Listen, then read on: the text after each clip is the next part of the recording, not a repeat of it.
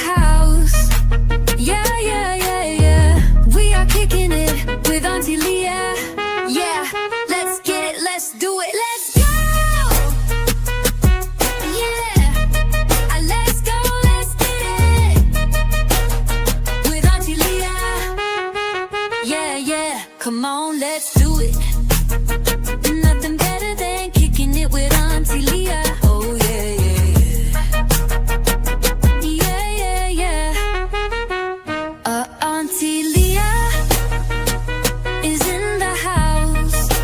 Yeah, yeah, yeah, yeah. We are kicking it with Auntie Leah. Yeah, let's get it, let's do it. Come on in. Come on in now. So Auntie Leah can do a thing. Yeah, yeah, yeah, yeah.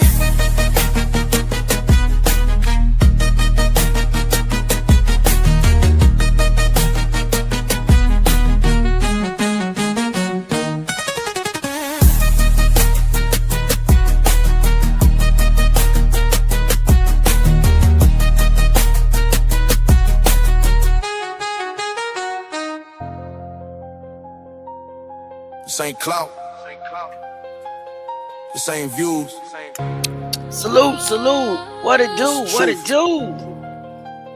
No matter where it leads. Salute. Everybody share the live. Everybody like the live. We're waiting on some more of the family members to come in here. Everybody drop Truth Gang in the comments. Y'all know how we do it. Come on. We don't fold, we don't run, we don't break. Every lie getting exposed in they face. No fear, no silence. We Everybody share the live. If it's dark, we shine a light. We uncover whatever. We don't stop, we don't quit, we don't bend. We got a good show for you tonight. All the way to the end. No matter where the road take us, we stand 10 I don't know where my other co-host is. We We want want truth. Come on, y'all. Truth Gang in the comments. Salute, Angela. nothing but the truth. Salute, Retania. What it do, We like? want the truth. Manny in the building. We don't Hey. move our feelings, we move our facts. Facts. Paperwork, timelines, yeah, we double check that. If it don't add up, then we questioning it. If it's hidden in the dark, we Come on, y'all. Everybody share the live. they want silence, they want fear, they want control, they want narratives push Hey, that we don't Lynette. expose, but we build Welcome, different, yeah, baby. we cut from truth. We don't buy the pressure, we don't water down proof. We ain't running from nothing but a lie, and You when we gonna do start hurt, here in a we minute? running towards the truth. I No was trying to wait hesitation, no for- fear in the booth. We tasting like we breaking through. We don't Asian area. we don't Salute, break. baby. Thank you for being here. Every lie getting exposed in they face. We don't I'm trying to get our other we don't co-host in the building. Every lie getting exposed in they face. They quiet when it matter, but we loud for them. Can't Right, he like said tears, he yeah, we coming. cry for them. Everybody share the live, like the live. We But we about want to truth, we want real name. Ain't no get healing if the into truth it. here. Salute. Ain't no peace if Now, they slide it. They politics trying to twist the Elizabeth story, Green, but welcome, we 10 baby. toes, yeah, we fight for it. Stand on it, no matter where it leads. We just waiting on some more people to come in. No matter what it costs, we showing. Hey. Truth over everything we chosen. Hey, 'cause we want the truth. By any means necessary.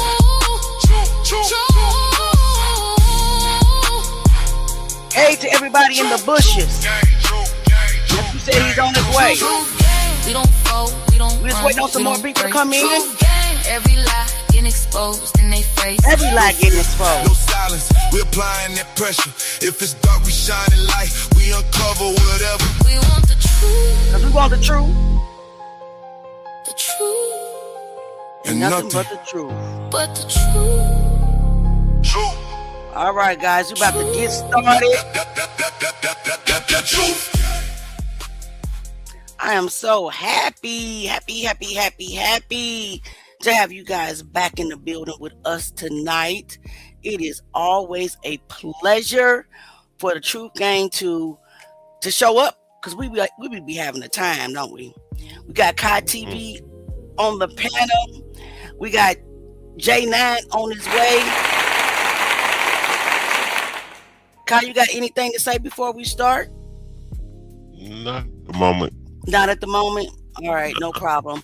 But guys, I want to remind you that we do have a super chat, super sticker goal of 10 today. You can at any amount. It's not required.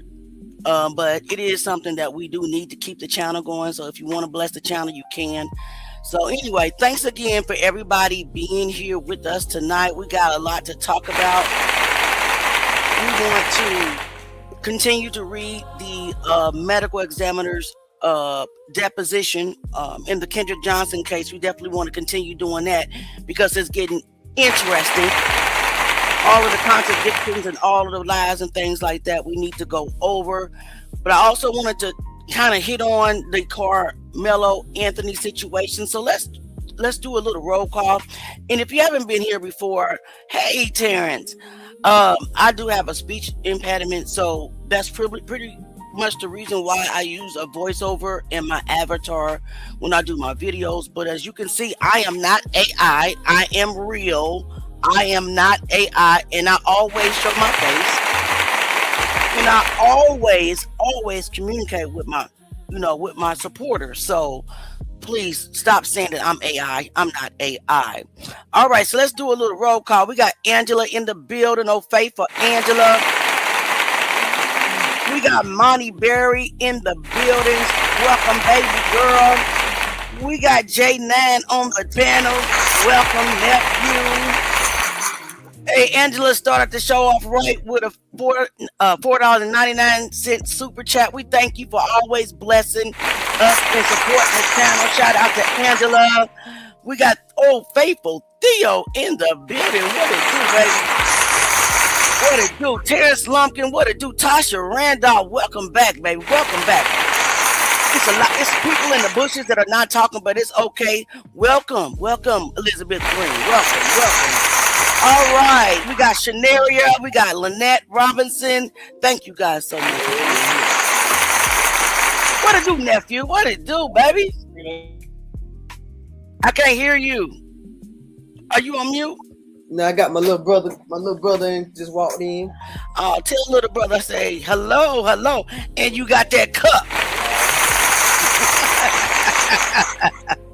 All right, you got anything to say before we start? Kai or Jay. I have a lot to say, but I'm gonna hold back on it a little bit till later on down the line somewhere. No, you can say what you gotta say tonight. Say what you gotta say. Hey, Ramonda, welcome, and Stephanie Bradley, welcome so much. And we got Darlene in the building. All of the faithful Truth Gate members are here. Let's get it. I just want our people to know that when we come and we talk about people, we're only debunking. Our goal is not to be going back and forth or trying to go to war with people. But one thing we're not going to do is let someone lie. Right. Lie on our name. Correct. And lie to the public. Right. I agree. So with that being said, that's what we're gonna do. So y'all don't misconstrue us going to war with anybody, because we're not. Amen. The only thing we're gonna go to war with is a lie. And Amen to that. We true gang, so that's what we're gonna stand for. Amen. All right, what up, Kai? What you got? I want other platforms to know this. 9 times out of 10, we are going to have receipts all the time. Everything. So before y'all come try to sabotage the platform, right? We're gonna debunk the hell out of you. Amen. We ain't gonna be going back and forth with you. None of that. We just gonna debunk the hell out of you, show the proof, and we're gonna keep it moving to our main goal, and it's to get justice and shine a light on people cases that don't get no light shine on it. Right. Amen to that.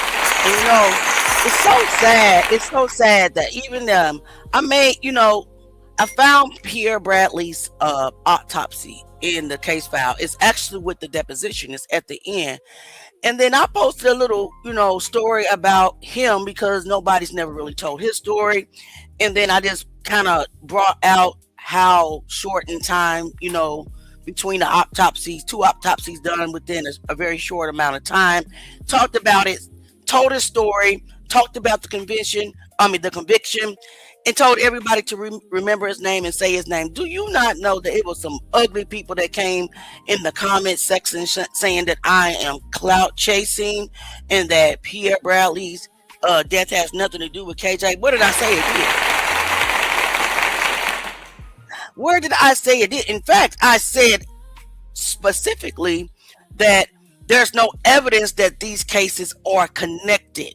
The only thing that connect those cases is Dr. Gaffney-Kraft, the liar, allegedly liar, medical examiner that did both of their autopsies at once, all at one time. So those type of people, I just block out because they're trying to basically just stir up mess that I'm not interested in. Right? We can't keep going back and forth like that. I'm just not interested in it. So tonight we're gonna start off talking about another young man, and then we're gonna get back into our Kendrick Johnson, the medical examiner, and I got a couple of videos of Kendrick that I want to show. But tonight we're gonna start it off with talking about the Karmelo Anthony case. Are you guys aware or familiar with that case? Are you guys? What you say, Auntie? Are you guys familiar with the Karmelo Anthony case? Karmelo. Oh, y'all done read a little bit on it. You have? Just a little bit. I just touched on it a little bit. What about you, Kai TV? Mm-mm. You're not in. I mean, that's a kind of a very high profile case that's going on. So what I'm gonna do is I made a little video just to tell his story, and I'm gonna start out by doing that. I'm gonna start out by let's start talking about that first. Don't know why I'm not able to see. Y'all are playing on my top today. I guess. Oh, there we are. I was about to say. I guess it's too much stuff up.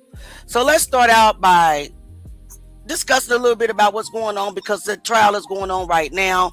And before I start, I've heard about him. Yes. Before we start, I want to say that I'm not here to bash. At the end of the day, it's tragic on both sides. I mean, it's tragic. Austin lost his life. It's very tragic that Karmelo felt the need to defend himself and had to take a life.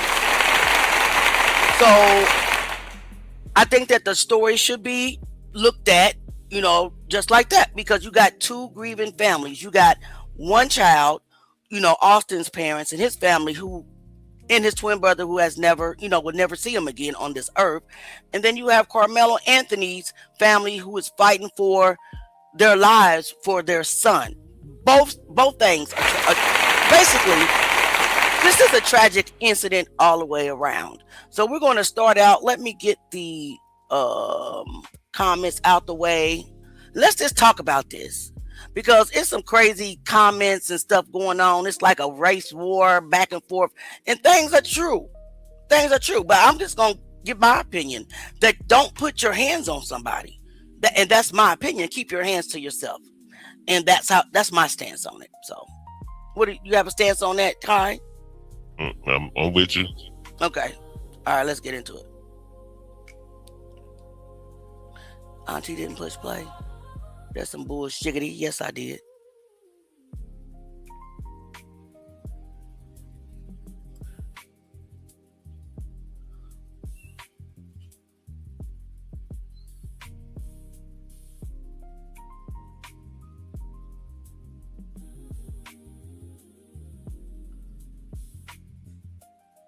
Truth Gang, tonight we are going to have the conversation many people are uncomfortable having. The conversation some people wish we would stop bringing up. The conversation that many African Americans feel forced to wrestle with every single time another case like this hits the headlines. Because for many of us, this case is not being viewed in a vacuum. It is being viewed through history, through experience, through generations of watching what often feels like two different systems of justice operating under the same flag, allegedly. And before anybody twists my words, let me say this clearly. Austin Metcalf should still be here. A child lost his life, a family is grieving, a mother's heart is broken, and absolutely nothing about that pain should ever be minimized, nothing. But truth, gang, two things can be true at the same time. A young life can be lost, and another young person can still have the right to defend themselves if they genuinely feared for their safety. Bullying is unacceptable. Intimidation is unacceptable. Being physically confronted is unacceptable. Right. And whether people want to hear this or not, when somebody feels cornered, overwhelmed, physically outmatched, or threatened, fear changes everything, especially when that somebody is a child. And that is exactly why this case has become so complicated. Because what happens when a Black child says he was afraid? What happens when a Black teenager says he feared for his life? Do we believe him? Do we extend grace? Do we stop long enough to ask what made him feel threatened? Or do we immediately decide guilt? Because if we are being honest, many African Americans are tired of what often Right. feels like different consequences, different grace, different sympathy, different outcomes, allegedly.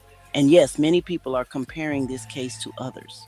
Take the Rick Child case involving the death of 14-year-old Cyrus Carmack Belton, a grown man, a child dead, a not guilty verdict. Yeah. And for many people, that verdict left behind anger, pain, frustration, and a deep feeling that justice somehow hits different depending on who is standing trial. Now, fast forward, another nationally debated case, another courtroom, another young Black male, another family devastated. And once again, people are asking themselves whether justice will feel the same or different. On April 2, 2025, what should have been an ordinary UIL district track meet in Frisco, Texas, turned into a tragedy that would leave two families forever changed and a nation deeply divided. Two teenage boys, one confrontation, one irreversible moment, one family grieving a son, another family watching their child face life altering consequences. And now, a courtroom tasked with answering the question everyone keeps asking: what really happened? 17-year-old Austin Metcalf should still be here, but it's important for parents to teach their children to keep their hands to themselves. Austin was attending a track meet at Kuykendall Stadium, surrounded by teammates, coaches, and fellow student athletes. Friends and loved ones describe him as a teenager full of promise, with goals, friendships, and a future that should still be unfolding. But according to investigators, what began as an argument beneath a team tent during a weather delay quickly spiraled into tragedy. Authorities allege the confrontation began after Karmelo Anthony, a student athlete from another school, was sitting beneath a tent designated for Austin Metcalf's team. According to witness accounts and public reporting, Austin reportedly approached Karmelo and told him to move. Words were exchanged, tension escalated, and within moments, prosecutors allege everything changed, but perhaps this outcome could have been avoided. If Austin had alerted a coach or another adult that Karmelo was sitting under the tent rather than approaching him himself, could the outcome have been different? I believe An so. adult could have determined whether it was permissible for an outside student to remain under the tent due to the rain. One would hope that in a moment like this, compassion and kindness would have prevailed, allowing Karmelo the opportunity to briefly shelter himself from the rain. But let's continue. According to police reports and the arrest affidavit, Karmelo Anthony allegedly stabbed Austin Metcalf once in the chest. One wound, one irreversible moment. Despite emergency efforts, Austin later died from his injuries. And just like that, another family's world changed forever. A mother, a father, friends, teammates. A school community left, trying to understand how a disagreement at a school sporting event ended with a child never coming home again. But here is where the divide begins. According to public court reporting, Karmelo Anthony allegedly admitted to the stabbing at the scene and reportedly told officers, "I was protecting myself." Authorities also reported he allegedly stated, "I'm not alleged, I did it," while maintaining Austin had allegedly put his hands on him first. Now, Truth Gang, ask yourself something. If someone immediately says, "I was protecting myself," should we not stop and ask why? What made him afraid? What made him feel threatened? What happened beneath that tent that the public still has not fully seen? Because for prosecutors, this is a murder case. They argue Austin Metcalf was unarmed. Some argue that deadly force was unnecessary, but is that necessarily true if someone is allegedly being attacked by more than one person? However, it is important to remember that these are allegations and nothing has been proven in a court of law at this time. And according to courtroom reporting, prosecutors are expected to argue Karmelo Anthony escalated the encounter and may have already had his hand near the knife before violence erupted, but we can't confirm that as a fact. That is the state's position, but the defense tells a very different story. From the beginning, Karmelo Anthony's attorneys have argued this was not murder, this was self-defense. According to the defense, Karmelo Anthony reacted out of fear during a rapidly escalating confrontation. And context matters. The defense says Karmelo Anthony reportedly stands around 5 feet 8 inches tall and weighs approximately 130 pounds. They also revealed Karmelo reportedly suffers from epilepsy. Then came another layer. According to defense arguments and supporters of Karmelo Anthony, tensions escalated involving Austin Metcalf and his twin brother, with Karmelo allegedly feeling physically overwhelmed, threatened, and outmatched during the confrontation. Prosecutors dispute those claims. But Truth Gang, let's be honest, fear changes people fast. And split-second decisions happen when somebody feels trapped or threatened. That is why this case has become so polarizing, because depending on who you ask, people are seeing two entirely different stories. One side sees murder, the other sees a frightened Black teenager trying to protect himself. Then came the legal fight. In June 2025, a Collin County grand jury indicted Karmelo Anthony on a first-degree murder charge, officially moving the case toward trial. Because Karmelo was 17 years old at the time, Carmelo, Texas Leah, law allows Carmelo. him to be prosecuted I as an hate when adult. she And mispronounced if convicted, the words like consequences me. could change his life forever. Before trial even began, controversy erupted surrounding bond. A judge reduced Karmelo Anthony's bond from $1 million to $250,000. Conditions reportedly included house arrest, GPS monitoring, adult supervision, restrictions on social media, and no contact with Austin Metcalf's family. That decision sparked outrage from some, while others argued due process still matters, even when emotions run high. Then came trial day one, and immediately two completely different narratives collided inside the courtroom. During opening statements, prosecutors reportedly described Austin Metcalf's death as unjustified. Collin County First Assistant District Attorney Bill Werski reportedly told jurors this case had nothing to do with race and argued video evidence would help explain what happened beneath the tent that day. Prosecutors called a forensic video analyst as one of their first witnesses. Jurors reportedly watched enhanced surveillance footage frame by frame. But here's what stood out. According to courtroom reporting, the footage reportedly captured movement beneath the tent, but did not clearly show the full sequence of events or exactly what happened during the most critical moments. Let that sink in. The jury is being asked to decide someone's future, and the central moments reportedly are not even fully visible on camera. And the defense seized on that immediately. During cross-examination, defense attorneys reportedly argued the surveillance footage does not clearly show how the confrontation started or exactly what happened beneath the tent. According to reports, even the prosecution's own video expert acknowledged the footage could not definitively show the complete interaction. Then came another controversy, the jury. Out of a pool reportedly approaching 600 people, 12 jurors and 6 alternates were selected. Yet according to courtroom reporting, not one Black juror made the final panel, not one. Defense attorneys challenged the prosecution's removal of qualified Black jurors through what is known as a Batson challenge, arguing concerns over fairness and representation. But the judge allowed the strikes to stand. And for many people, especially African Americans, that raised immediate concern, not because guilt or innocence should be determined by race, but because trust matters, perception matters, Right. confidence in the justice system matters, especially when communities already feel unheard. Then came jury questioning. Some prospective jurors reportedly admitted they struggled with the idea of sentencing someone so young to life in prison. He looks like a child, several reportedly said. One prospective juror allegedly stated, one mistake, one argument, one conflict, you can't say he's a bad person. Prosecutors also reportedly questioned jurors about whether race could influence their decisions. One juror allegedly responded, "I don't know if I feel right putting a brother in jail." Truth gang, before opening statements, before testimony, before all the evidence had even been presented, the courtroom was already wrestling with race, fear, punishment, youth, bias, and justice.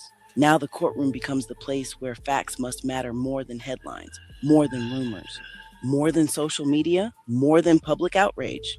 Because beneath every headline are real people, a family grieving Austin Metcalf, another family watching their teenage son fight for his future, and a courtroom now responsible for answering the question the internet already thinks it's solved. What really happened beneath that tent?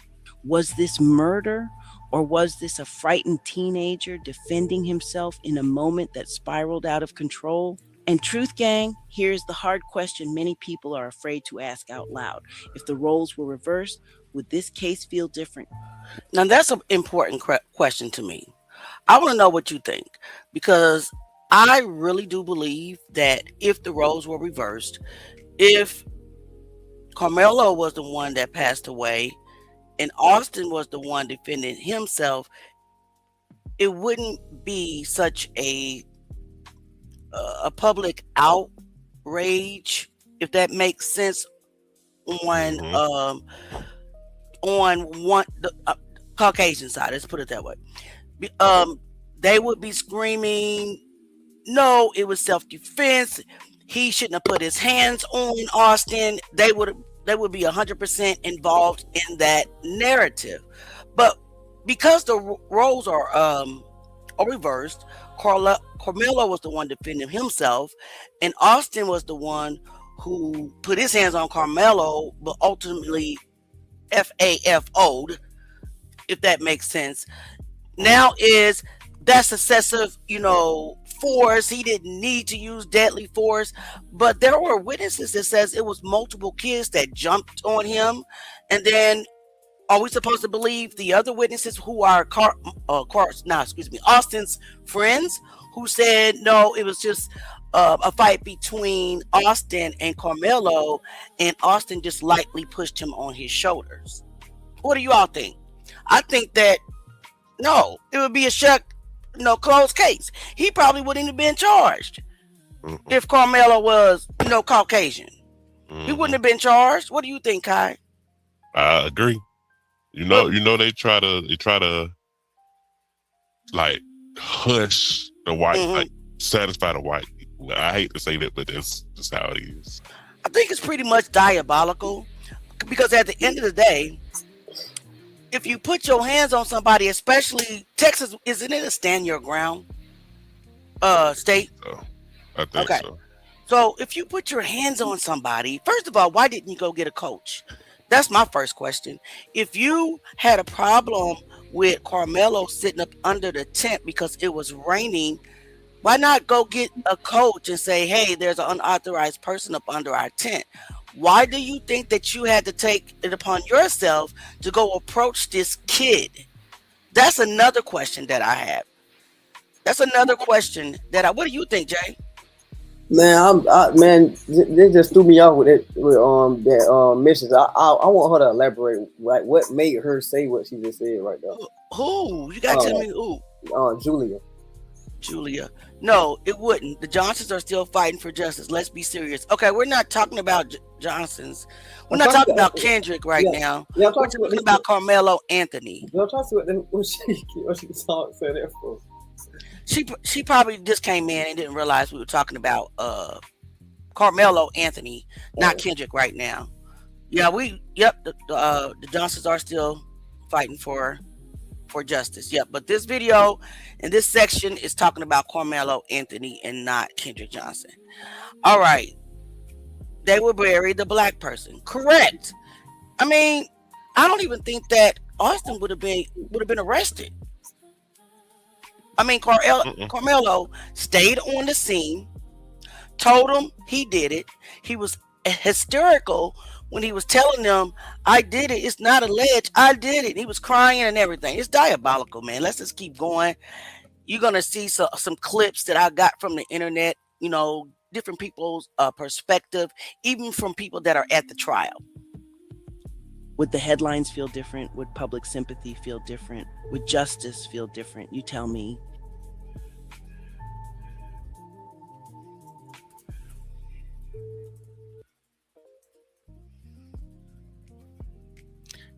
Hey, Clarence, good to see you, nephew.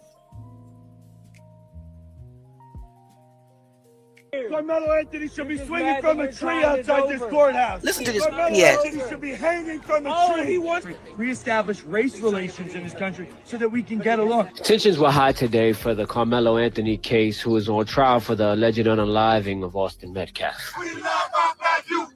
They deserve protection too. So, excuse me if I use colorful language like Karmelo Anthony needs to be swinging from a tree. Our people are being hunted by your people. Are you serious? Wait a minute. Did you guys hear this Caucasian man tell this black man that their people are being hunted by our people? Isn't that like crazy work? I mean, what do you guys think? They the ones that be doing hunting, whether it's hunting on blacks, hunting on deers, hunting on bears. They the ones that do the hunting. They do the hunting. When I heard that, I just shook my head. I'm like, are you seriously trying? What you laughing at, Jay? Well, you crazy, boy. Niggas say hunting on deer. Everything, right, boy. Yeah, black people don't do typically black people don't hunt. Yeah, I mean, I would agree with that. It's just that today's mindset still with this Karmelo should be hanging from a tree. Come on, man. Why would you say hanging from a tree and then come back and say, well, I'm sorry for my harsh words? Dude, that is so offensive. That is so offensive. What do you mean he should be hanging? A 17-year-old kid should be hanging from a tree for defending himself. What do you all think? You know, my audience is both black and white. And you guys also know that we can talk about it. And we can also have different opinions. And it's okay on this platform. So drop your questions. We'll get to reading some questions here in a minute. But let's keep watching this. This is diabolical. Unaliving of Austin Metcalf. We love our black youth. They deserve protection too. So, excuse me if I use colorful language like Karmelo Anthony needs to be swinging from a tree. Our people are being hunted by your people. It's the other way around because for years and years and centuries, white people have killed black people. You deny that? Like have hung black people in trees. Like you said, have enslaved black people, have mass incarcerated black people. I think it's victim culture. Victim culture. Okay, so listen, what is victim culture? I say that again, Kai. Do it again. Expeditiously. Because what is victim culture? What is that? Does anybody know what he means by that? I mean, we've been victims since they stole us, you know, from the motherland. But what is victim culture? Does anybody know? What about you, Jay? Do you know what he's trying to say when he said that? Victim culture? Mm-hmm. That don't sound like something. That sound like they try to say that like it's a race. They try to play victim because of their, I guess because of their the way they live, because they were the culture means. Oh, okay, so first of all, we're not playing victim. We are still victims. Yeah. We're victims. We get racially profiled. We are underpaid when it comes to other races. We're treated differently when it comes to law enforcement, when it comes to the laws of each state and city and county. We are victims and have been since our very first ancestor touched foot on this land. Let's be realistic. Drop your comments. Let's keep going. You know, made me mad. You got one foot in the grave and one on a banana peel. Ooh. I'm gonna push you if I get close enough. Ooh. Many supporters from each side showed up and gave their side of the story, including Next I don't Gen. want to put out how Karmelo feels. You feel like you need 8 to 19-year-old child that's starting for their life. That's one of our sons, Yeah. you know. That's Yeah.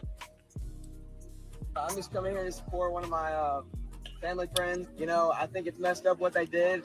I'm not saying anything racially, but I'm protesting that somebody that did a crime should be in prison for that crime. Because if the shoe was on the other foot, they wouldn't give a damn. Facts. Let's say the community. I just want to make sure that I capture, like, in my mind, like, everything, how it happened. I'm Native American. I believe in Christian values. I'm here to stand for these people over on this side. They're animals. They're heathens. How are we? They're fucking. They shouldn't even be allowed in this country anymore. Okay, so first of all, he don't even look like he should be in this country either, while he is insulting a whole group of people, calling them animals. Actually, none of us should be in this country. Only the original Indians should be in this country. But since they decided to steal the Indians' land and then go steal actual people like we were. I can't even get it out, y'all. Let's just keep watching. They are agreeing that an innocent person should be murdered and the guy should get away. I don't agree with that. Yeah, it was pretty wild, but I put some details below about the case. Let me know your thoughts on this. Secret Service Sam here with an update from a staff member who saw the video of the Karmelo Anthony and Austin Metcalf altercation. This is what I want you to do. I want you to really, really, really pay attention to Secret Service Sam. He's going to tell you the story about what happened under the tent on the surveillance footage that they played in the court that has not been released to the public. Listen to him carefully.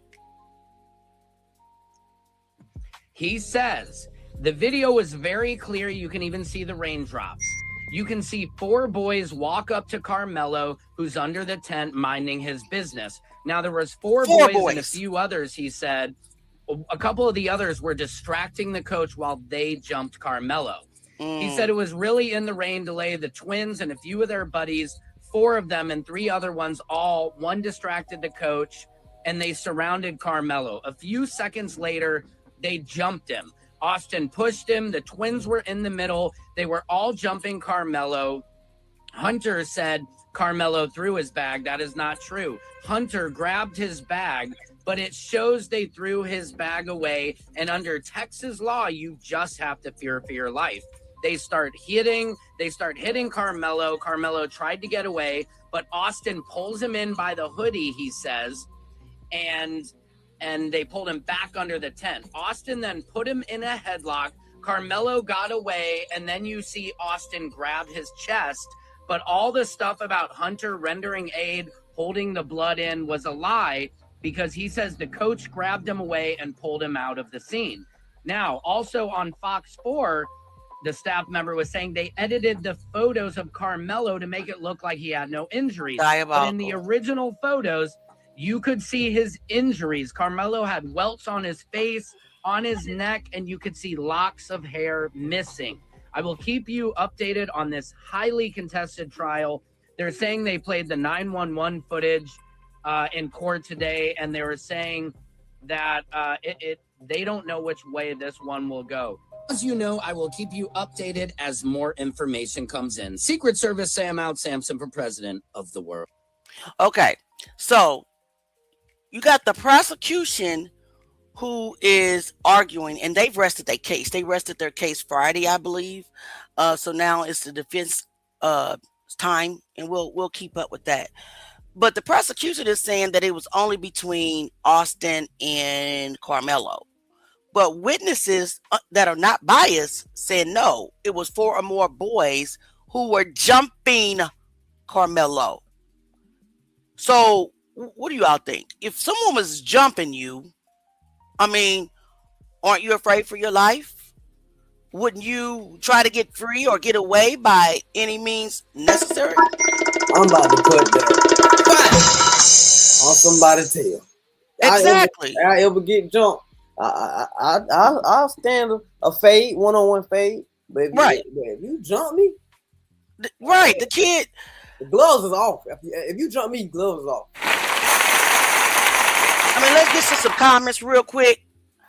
Gabrielle says, I want to know why none of the big black news media is speaking on this. I think a lot of people are speaking on this. Which one do you think is not speaking? Big black news. I didn't even know that there were maybe sometimes some topics are too controversial for their pages, so they try not to speak on those topics. I think, but I also feel like a lot of stuff that be out like in the news, they try not to have to where it be too much access to information on some crimes too. Mm-hmm. And so they might put it out there, but it ain't too much a person can go for, you know what I'm saying, from the limited information that they put out there. So I mean, Right. that could be a big thing too. Yep. Retania says, wait, my bad. It was Osiris. I got their names mixed up. It's okay. Retania says, of course it would be self-defense. It would be. No question. We would be protesting, to have to make, trying to get them to charge Austin if the foot, if it was the race was switched around. Okay, Retania says they would bury the black person. They definitely would. And what's so sad, even more sad, is they charged Karmelo as an adult. He has no priors. He was a good kid. I posted a video of him today. Just, his family, showing him raw in his normal form. He wasn't a thug. He grew up in a 2-parent household. He was a suburb kid. He was into sports.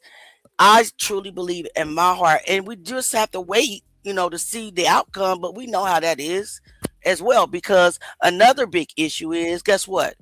The jury has no black people on it. It's an all-white jury. So how is it a jury of his peers if it's an all-white? Anybody want to read some comments? I can't hear you, Jay. Gabrielle said crazy word. Yep. Mr. Neal say justice system isn't for blacks, period. Unfortunately, it's what it looks like. Texas is stand your ground. Yes, Texas is stand your ground. So wasn't he standing his ground? I mean, I don't know the laws of Texas, or is it because he was under the tent of a different team? Is that not his ground? Is that how they're trying to play this? Guys, let me know. I think it would be very different. What's wrong with leaving people alone? And no charges would be filed by now. This would be a closed case. Team Karmelo, absolutely. Terrence says, well, if you look at history, it's always been like this. White kills black man, nearly no. But white kills black man and nearly no justice, but black kills white is punishment to the fullest extent of the law. I agree. Baby girl, it's okay, Julia. Hey, nephew, I'm glad you're here. You probably gone by now. And Darlene says, because they are emboldened by the present state of this country. I agree. Gabriella says, didn't they say Austin beat his daddy and his mom? Who said that? Who said that? Who said that? God. You got the sound bites tonight. Why don't you read these comments so we can finish up with this video and get to the Kendrick Johnson segment of our live. Black people are often demonized in cases where there is self-defense or not. That's fast. Right. I agree. If Karmelo had killed Austin, the case would be closed by now, right? Yep. Yes, please share the live and like the live, everybody. Please, we appreciate it. We would love to grow our audience. And if you can please support the channel, please support the channel. You can send stars, super chats, super stickers. We also have Cash App and PayPal. They are the ones hunting. I agree. Because some of these white people are racist and it shows the system isn't for us. I agree, Julia. He said it. It came from his heart. Hang him from a tree because that's how they really feel and that's what they really believe. What do you guys got any comment, commentary on that? Because I thought that was so diabolical to say. Kai, you got anything to say? I don't know. I can't hear you, Kai. Hey, Gene. I'm so sick of all the racist people in this world. They make me sick. I agree. I was trying to say if Austin had killed Karmelo, it would have been a closed case. I agree. Go ahead and read, Jay. Are both of y'all on mute? Are y'all paying attention? I think I'm on the panel by myself, y'all. Anyway, Trump need to keep getting all the ass out of here. And do.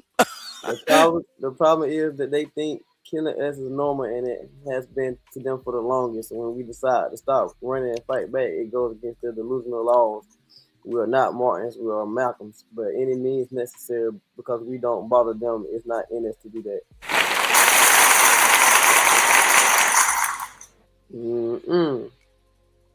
Well, at least black people have a land to return to, but where do they have to go without stealing it from others? God, dog. Well, it's crazy. Wow. It is. Wow. Like I said, demonizing black people. All right, guys. Let's get back to the video so we can wrap it up. I think this is a very interesting Welcome case. back to PTV Live. I'm Julia Janae. After an emotional first day of testimony yesterday that prompted tears even from the jury box, those jurors returned to the courthouse in McKinney, Texas today for more testimony in the track meet stabbing trial of Karmelo Anthony. Thanks so much for being with us as we follow day 2 today. We understand that the court is breaking for their lunch. That happened a short time ago. That means our eyes and ears in the courtroom. Cody Thomas, he is going to be able at some point to be able to join us from outside of the courthouse. He's been keeping us updated on everything that's unfolding in this camera-less trial. Let's go to the report that Cody logged for us on what he's been observing. Good afternoon. Yeah, day 2 off to a emotional start this morning. We had a first responder as the first witness on the stand, 3 witnesses so far, first responder and 2 officers. The first responder was a firefighter and paramedic that pretty much testified to the severity of the wounds once he arrived to Austin Metcalf's body and just talked about the intense life-saving efforts they went through trying to revive him, to which, of course, to no avail. But they talked about, attaching a machine to his chest to read a pulse, and he had no pulse. They said it was flatline. There was an acronym he used, a medical term, and the prosecutor asked for, simplicity for the lay people in the gallery, and he just said, yeah, he had no pulse. He was pretty much dead in a cardiac sense. They loaded him up into the back of the ambulance, to which, he eventually did not regain consciousness. But then we went on to see more from officers, and they were testifying about their response to the situation that day. One was a school resource officer. He was actually the one that made contact with Karmelo Anthony and the one who detained him. But he talked about the commotion when he ran out there to the scene, all the kids running to him saying, someone's been stabbed, and they pointed towards Karmelo's direction. And so you see on the body cam when he finally approaches Karmelo, and Karmelo seemed to cooperate. He was being very cooperative. He was being compliant. He didn't try to run away. But the key thing about this testimony here on the body cam, you hear Karmelo say to the officer, he put his hands on me.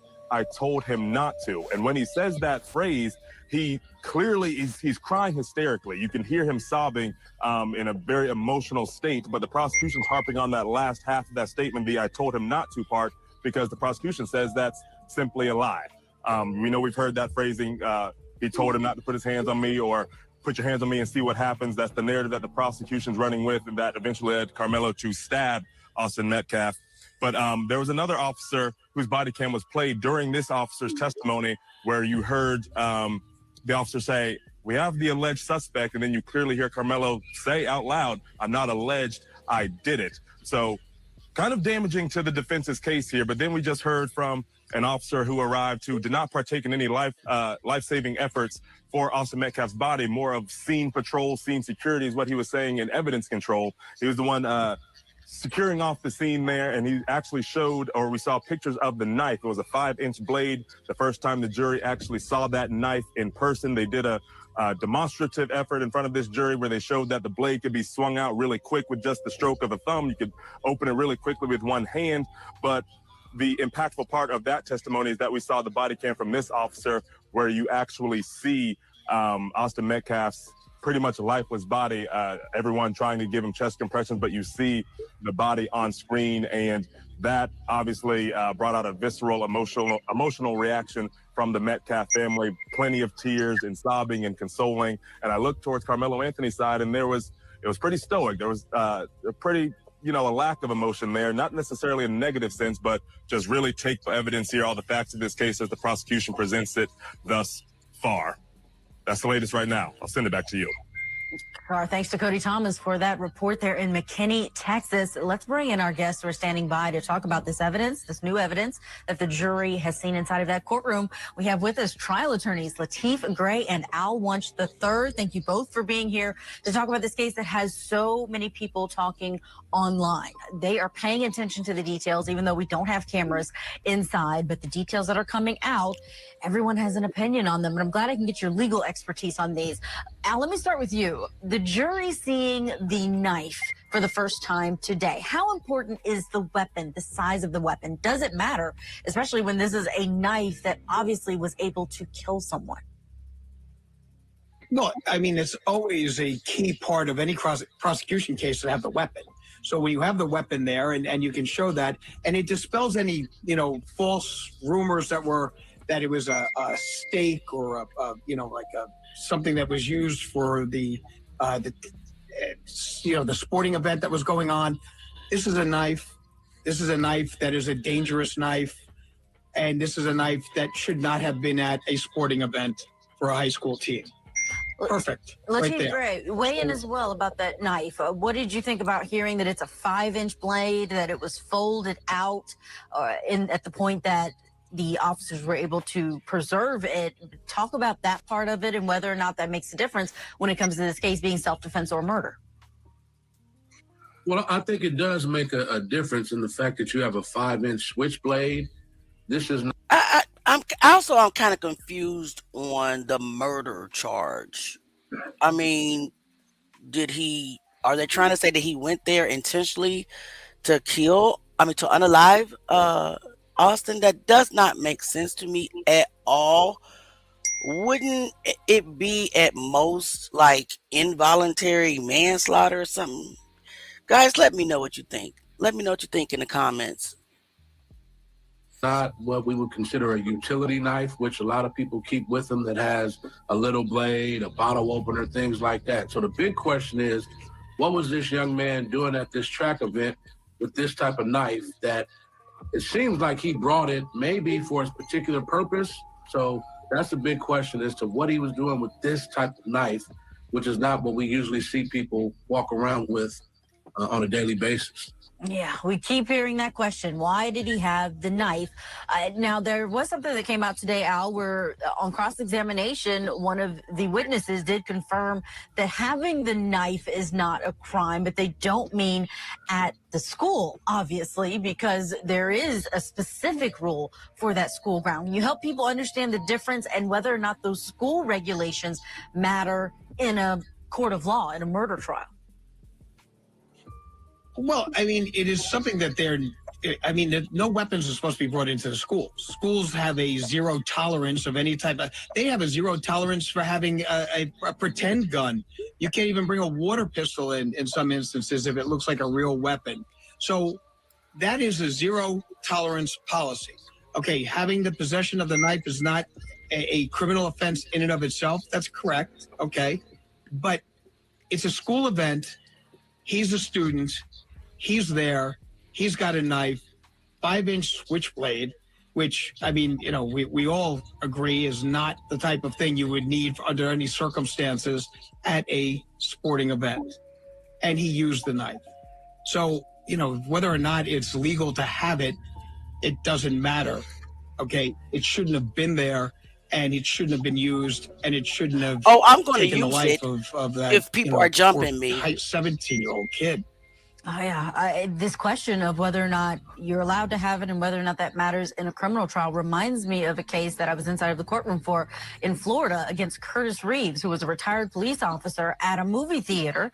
There were signs on the movie theater doors that said, "This is a no weapon zone." He had his weapon. He fired it in self-defense. The jury did acquit him of murder and killed another man who only had popcorn in his hand. But it did come up inside of the courtroom as to whether or not he saw the signs, whether he knew he should have it, or as a retired officer, is he allowed to carry the gun all the time? Lateef, is that, in your opinion, going to be weighing on the minds of the jury about where should this knife have been? Where was it permitted to have been? Or again, does it matter at all because this knife was used in a way that killed someone? Well, I'm sure that's something that... All right, let me let Lateef weigh in, Al, and then I'll let you react to it. All right. I'm sure that's something that the jury will consider, but I think we all know law trumps policy. So if it's not against the law, like I said, it's something that the jury will consider, but I don't think that will carry the day for either side at the end of the day. Al, what do you think? Law trumps policy? Yeah, law does trump policy, except that, and let's keep this in mind. This is in Florida. Okay, that was the most ridiculous verdict I've ever heard in my life that happened with regards to a guy who throws a couple of, assault and buttery, I called it, and he ends up losing his life in a movie theater. All right, this is Texas. I am confident that they're going to be a lot smarter jury, and they're going to be looking at it facts-wise as to what was going on, as opposed to some ridiculous verdict out of Florida. Let's look at what the school resource officer on the stand today. This was, of course, a big moment. This is someone who would have arrived right after. And here are some of Cody Thomas's notes from inside watching that testimony. This witness, Eduardo Cortez, he was a school resource officer. He described the arrest of Karmelo Anthony. He said an adult pointed out the suspect and said, "That's the guy. I called him towards me. I patted him down. I had him raise his arms and ordered him to walk with me along that fence line. He obeyed me. He didn't try to run away. I turned on my body-worn camera, had him place his hands behind his back, and had him detained." The thing that most shocked me was that a student brought a knife to a track meet, and this witness agrees that that alone was unprecedented. Then on cross-examination, this witness agrees that Karmelo Anthony was emotional, said the knife is under 5 inches, actually, not prohibited, it's not illegal, not a crime. So that's what I was mentioning there of this witness. I got a question, fam. Why do you think that he did bring a knife? Do you think that he was being bullied? He experienced some type of, bullying in the past? Do you think that that's the reason that he brought the knife? Obviously, he brought the knife to defend himself in case something happened. So could it have been some racially provoked incident that happened to him before at a track meet? Let me know what you think in the comments, guys. Let's talk about it. You got anything to say, Jay? Kai, he had I guess he dropped down. He was trying to fix his mic. Most times it be like that. It be because something happened and it made them afraid or cautious, Right. Right. I agree. Theo says he said 5-inch switchblade. It says he had a 3.5-inch knife, which is legal in Texas. All right. Hey, Ida May, the beefcake. Gene Shaw says they can't charge him with first-degree murder because those boys started a confrontation. It wasn't premeditated because he warned him to stay away from him. He'll probably get probation, if anything. I mean, yeah, I don't understand. Like, are they trying to say just because he had a knife in his bag that it was premeditated? Can y'all hear me now? Yeah, we can hear you. I don't know what the hell going on. I've been talking, just been talking. Come on. What I feel, I know a lot of kids walk around with knives now. Not saying that it's right or wrong, but that's kind of the norm for these kids now. And most of the times not, it's a result of some form of bullying that they encountered. So they feel like they got to protect themselves. I agree 100%. Because kids these days are just I don't know. I don't know where this generation come from. They are just quick to try to hurt somebody, and they don't care about your age. They don't care about your sex or anything. They just don't care. They have a I don't give a F attitude. And in my opinion, Austin or Hunter, whichever it was, that approached him, that was bullying to me. Because first of all, it was raining. So what is the problem with him sitting up under your tent for a minute while it's raining? I don't know. I don't know. Terrence says, at some point in time, you just got to level the playing field. I agree with you 1,000%. Put it that way. But that body camera footage, Lateef, it was played inside of the courtroom today. That is always really important for jurors to see as much as they can. And here, they get to see the body camera not of days later when police catch someone, but right after it happens, this school resource officer is on the scene. Right, and the body-worn camera presumably captures some spontaneous statements, excited utterances made by Mr. Anthony in the moment of the event while it's still on his mind and heavy on his heart. So oftentimes these body-worn cameras, which capture the aftermath of the incident, are best evidence because they capture things that are said and things that are done before anybody has time to consult with an attorney and develop a defense to what the particular charges are. Al, what do you think about the weight of that body camera? Because I do want to add some of the notes that we're getting from the courtroom that you can hear on it a handful of crying students. One child yells out, "That's my best friend, that's my brother," while crying and trying to come at Karmelo Anthony's our understanding of that moment. I mean, there's so much sobbing when it comes to these children and the trauma that they're going through. And you're also hearing that sobbing in the courtroom. And this is something that is very compelling evidence, I would think, for these jurors. Absolutely. But you know what I didn't hear? They were trying to kill me. I was feared for my life. I had nothing I could do. I had to do this to be able to get out of there because they were going to take my life. They were going to kill me. They were going to beat me to a pulp. I didn't hear any of that. So the self-defense argument starts to kind of fade a little, because that's at the moment when he's confronted by this officer and has the chance to say, listen, I did this because I had to. If I didn't, I would not have been able to get out of that tent. Could it be the shock factor that he wasn't thinking correctly, that he wasn't thinking about that? I mean, do you not think that this also traumatized this kid as well? Some people say the most stupid stuff. Swear to God. They were trying to beat me up. They were trying to do something to me. They were trying to kill me. You don't hear that.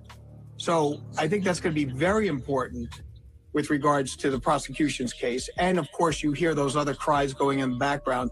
I mean, that's just an emotional aspect of it. It just shows you just how horrific this crime is. Yeah. It's a terrible thing. And I mean, I feel terrible for both individuals, honestly. I hate to see that this Mr. Anthony has ruined his life with this ridiculousness of bringing on a knife to a track meet. Austin ruined Anthony's life, and Austin lost his life because he decided to take him and his buddies over to this kid and approach him as if they were the law.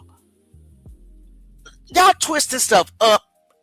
This stuff, I can't wait till this video over because he pissing me off. And going into the opposite field, the gaslighting is diabolical. Domain, and why?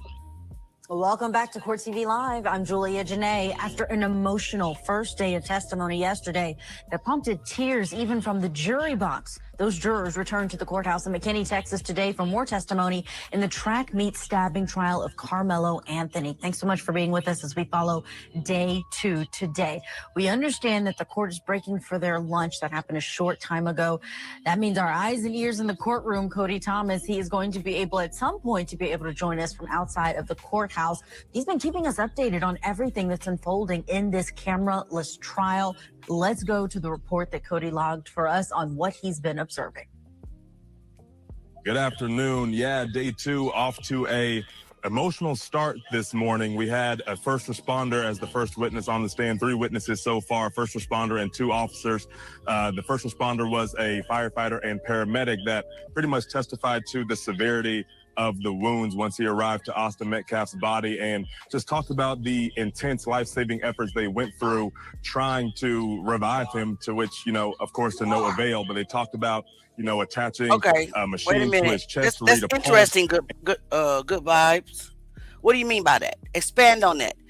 She said, or he says, you can protect yourself to prevent bodily harm, not death. What do you mean by that?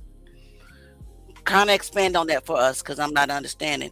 Terrence says 4 against 1 is self-defense. 1-on-1 is self-defense. I myself am not taking no ass whooping if I don't have to. I don't fight fair simply because I don't bother no one, period. Gene says, if y'all ever encounter a situation like this, don't ever volunteer to speak to the police. Speak with lawyers first. You have the right to remain silent, even in a situation like this. Keep quiet. I agree. Theo says, that's how Child beat the first-degree murder charge, because it wasn't planned. Right. So are they saying that he planned this because he brought the knife? What do you think, Kai? Was that what they trying to say? That's what it seemed like they trying to say, but I also saw somebody else comment up above, scrolled up, and they said maybe he forgot he had it in his bag. We don't know.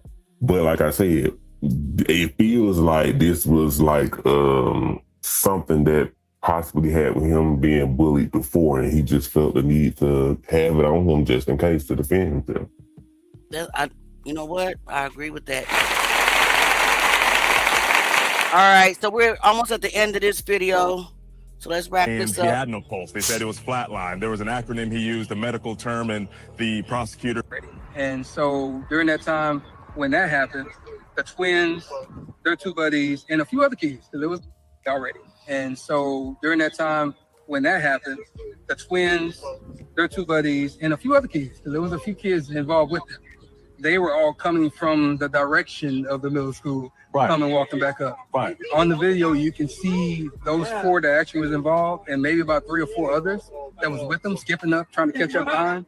One veered off probably toward his way to go to the coach and kind of distract him a little bit. Wow. And then the other 4 came walking together. One went in front of them, went past. Right. The other 4 went, and they surrounded Karmelo. You know, if you're Karmelo. And they showed it on that video. It's on the video. Okay. So this is the second time we've heard this. This is what the video shows. We heard it from the white man, and now we're hearing it from the black man. So come on. You can see him walk I'm gonna up, say little stuff. I'll put it this way. Okay. They actually tell you when you're watching the video, pay attention to this corner right here, because if you look anywhere else, you might miss different things. Okay. So watch those 4. Here they're 4 right there coming up. Right. That's exactly what they say. Okay. And so you have no way to be confused that it's those 4. Okay. So they come up, they surround them, and this immediate moment of not even a few seconds of pause, then that's when they jump. And so they actually did jump him. Yeah, it wasn't just no touch. It wasn't just all that moment. Yeah, it was a push. It was all kind of things. But Austin pushed, Hunter hit, and then everybody swung. Wow. But at the same time, So it's more than the twins that got some licks on them. 4. So it showed that in the video. Yes, in the video. So again, you have Hunter and Austin standing in the middle. Okay. And you have the light bright boy here, and you have the darker boy here. Okay. I think that's what I remember. So I have to go back and think about it. But that's where they were. One was going up and down while they were talking and kind of pushing or whatever he was doing. Austin and Hunter was in front. So where they're talking about grabbing bags, Hunter actually said that I grabbed his bag. Right. And then later on, he said that Austin threw the bag. Okay. Jeff also said the same thing. And so that's them both antagonizing. And we know under Texas law, I just have to fear that you're about to do something to me and you can get up out of here. Yeah, so you don't have to touch me. But at that point, he still stood there and stopped there. And whatever they say alleged was said, you don't know that until they get into it here. But once they did that, they started hitting him. Karmelo actually was able to back out and try to get away. So he was actually trying to get away the first time. Wow. Austin grabbed him, and you can see his hoodie coming out like this, and they brought him back in. Okay. And when they brought him back in, that's when you can see Austin put him in a headlock. You can see that all the rest of them are still hitting. That must be when the poke happened, because he was able to get out again. He backed out. Had him in a headlock. Crazy But the other little kid was filming, because they got some cell phone footage too. but that's where he was filming. He looked directly at him in his camera, and then he went this way to the left. He went down, he fell, and that's when they realized he was gone. So they were still punching. And when he fell, that's when they all turned around. They started chasing him. Austin tried to go chase him too, but he grabbed his chest. I guess he realized that something happened to him, and that's when he went down a little bit and he fell down. But all three of them were chasing. But Karmelo was so fast, he got away and went around to the coach. And so you can see them on the video pointing toward Karmelo and the coach. And I can imagine, because Karmelo's out of the camera on that moment, that he was telling the coach what happened. And then that's when Hunter said he whipped his head around. That's a true statement. He just wasn't sitting with you. He whipped his head around. You see him on the video. And that's when he walked over to where Austin was, but he never touched him. So all that stuff about him rendering aid and holding his heart, and he never did that, because the coach grabbed him and he was holding him. So at the end of the day, that's kind of where the moment went. Austin's but they twin did brother. assault him, and we'll just play the game. Even if it was just a push, you still assault him, because it was unwanted. By your own definition and your word of him saying that leave me alone and I'm not going, you assaulted him, period. But they did beat him. And if you look at the, not the photo that Fox 4 put out, because that was one that they actually edited. I have the emails to prove it. But the actual Collin County one, you can see the webs and stuff on his eye. You can see the bridge of his nose is swollen. You can see the webs under his neck. And so that's the reason why they edited the one from. I really liked this picture, because this is really ultimately the truth. Let me rewind that so you can see what his shirt said. Hold on. And then, where's the picture? I'm just trying to get the to emails to prove it. But the actual Collin County one, webs. Right here.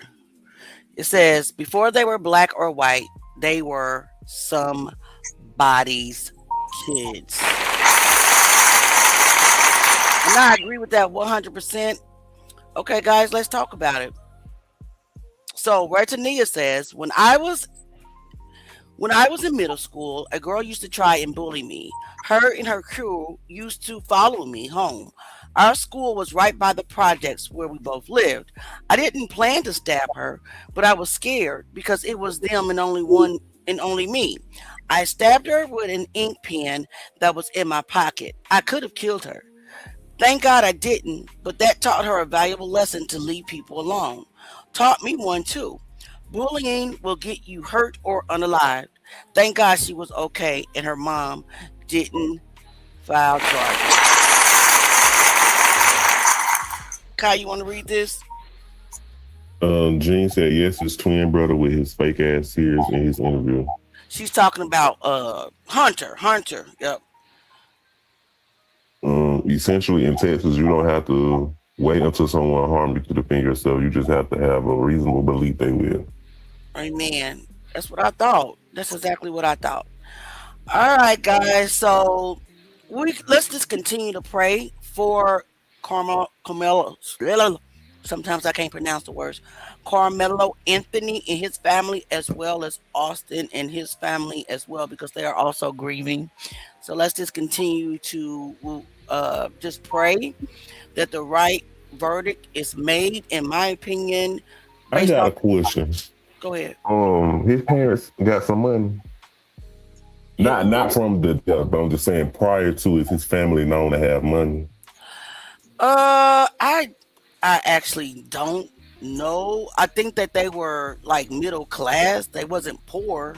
Or they probably know somebody that knows somebody that knows somebody higher up. Because I'm asking that because I have never been called to be on jury duty until like these last couple of years. Last 2 years, I've been called twice to be on jury duty. And the process of how it goes, if nobody ever been selected before, you go, you get the letter in the mail, they say you got to come to the courthouse, and then you go up there, and it's a bunch of other people there too, waiting for the people to choose you.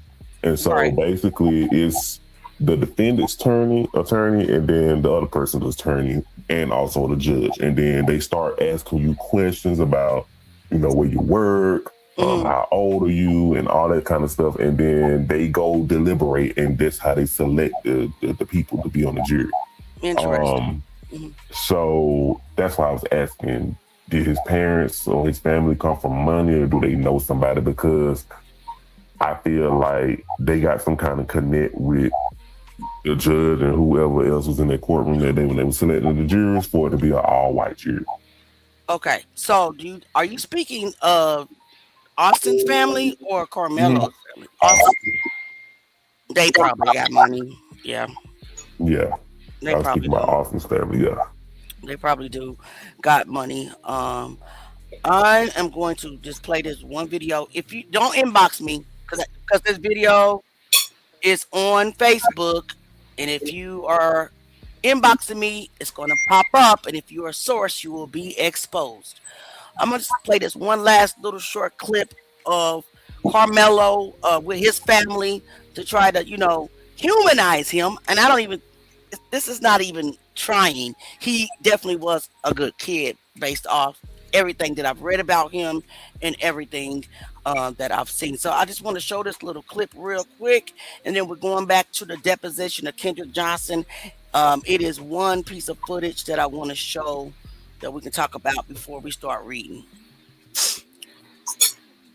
That's the cruise going on? Yeah, there's a cruise going on. That's freedom of the sea. I got him, Kayla. I got him. I got him.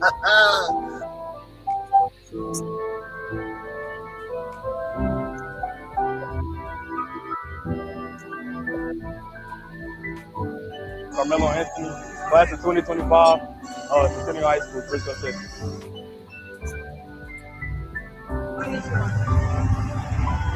Yeah.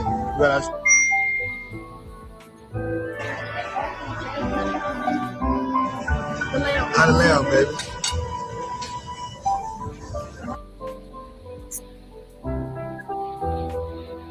A young child. He wasn't a thug. He wasn't a gangbanger. He wasn't somebody on the street. He's somebody with a two-parent home who loved him very much. And this is what most of these racists in America hates to see. This is what they don't show you. They only want to post mug shots to make him look bad. But he wasn't a bad kid. He isn't a bad kid for protecting himself. They're going to do whatever it takes to try to demonize black people. But in our eyes, we know the truth. Justice for Karmelo. That's the cruise going on? All right. Yep, I agree. They did definitely try to demonize this kid. So, all right. So let's move on to the next segment of our live, and that's going to be, hey, Set in the West, welcome. Set in the West in the building. Salute. I'm so glad to see you in here, sir. So our next part, well, of course, we're about to get into the Kendrick Johnson part of this live. I wanted to start out with Seth. You want to come up? If you do, just let me know. I'll drop the link. I know you be busy on Sundays with your daughter, so but if you want to come up, give us some wisdom, say a little something to the Truth Gang community, that would be awesome. You are Jag. We would love to hear from either one of you, to be honest with you. But if you can't, I definitely understand. So let me pull up this hallway footage. I mean, I thought this footage was diabolical, guys. Real diabolical. Now, I had it up. Now stop playing with me today. I had already found it. There it is right there. Just let me choose this StreamYard and stop giving me problems. Share. Here we are. Definitely want to take a look at this. All righty. Let's get into it. The Kendrick Johnson case. Students in a dark hallway at Lundy's High School. Yo, Truth Gang, what the hell is going on in this footage? I see students, not staff, but students walking to and fro in a dark hallway, appearing to be entering either the locker room / wrestling room. I don't know for a fact, but yo, this footage right here is weird. Why are you guys walking in the dark? What do you know? Allegedly, what did you do?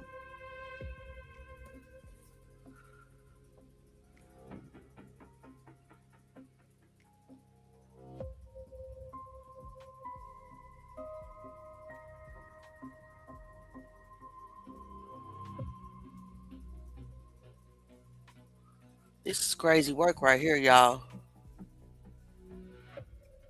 I ain't gonna lie, this junk here, this junk here was crazy. It really is. Cause why are they walking in the dark? What are they doing? Nobody stopped to turn on the lights? I certainly don't want to walk down a dark hallway.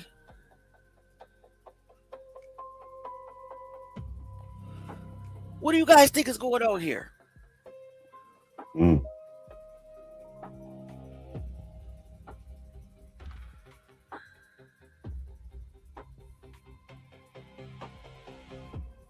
And you know there's students they have on shorts. Staff members I've never seen in shorts.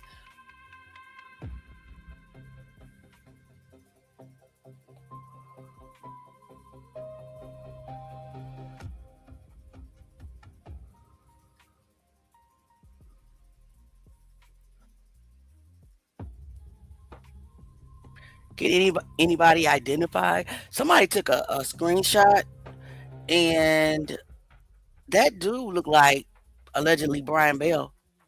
The back, his thick neck with his head, and they sent it to him. They took a screenshot off this video. Swear to God, it looked like Brian Bell, allegedly. Coaches, yep, they wear shorts too.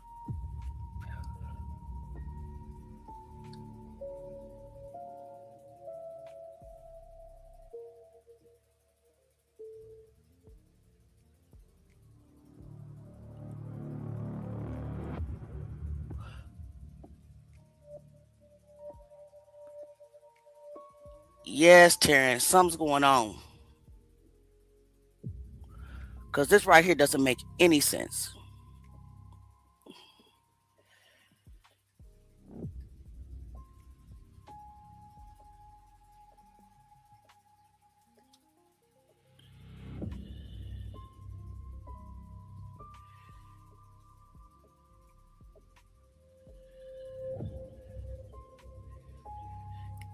I think that light is like a possibly an exit. You know how those exit signs? I don't know what that light could be. Maybe. That's what I was thinking. It was like an exit sign. Okay.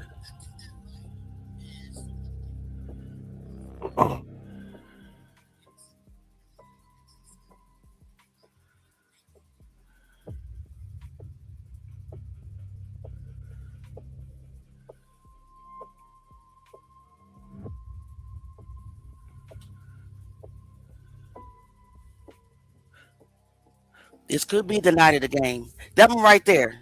They took a screenshot of this guy, I believe. And the silhouette, I'm gonna slow it down a little bit, did look like it could possibly be Brian. I said possibly. I didn't say was. Okay? Don't leave here saying I said it was. So, I need to back it up just a little bit.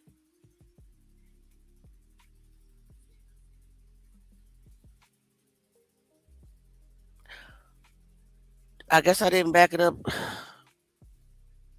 I don't want to back it all the way up. We want to get to the reading of the deposition. But I wanted you to see his silhouette.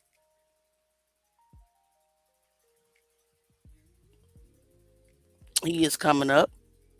This dude right here. Why is it that it's cut off? Not able to see it that well. Not able to see well at all. All right, well, I couldn't tell. I'll try to post a screenshot for you guys so we can talk about that. Let's put it back on the regular speed. I honestly feel like they, this particular camera angle, I feel like they zoomed in on it before they released it, because this angle just doesn't make sense, because you can't see anything that's coming from the direction that we're looking in. Right. It's pointed down too low to the floor. It needs to be able to see. They need to move it up. I feel like they got it zoomed in. You know what? That makes a lot of sense, because if you look at the other footage, the other footage from this same camera. It's actually zoomed out. You actually can see farther up the hallway coming up. Yeah, it's crazy. Why is it pointed towards the ground? They was messing with them damn cameras. And did somebody, like, I know somebody had to oversee the cameras live, or what's the point of having surveillance footage if there's not a room for a certain individual to sit there and monitor the cameras live? Now, that person should be sued because that person knew that gym camera allegedly was not working, the one that should have been pointed towards the mats, which were a hazard in the first place. And that guy also knew, that this camera is pointing down. It's not really showing something. So yeah, individuals need to be sued at this point. Individuals. Not sure about entire entities other than the school, but individuals is what I see. And why is he carrying shoes? And he got a backpack.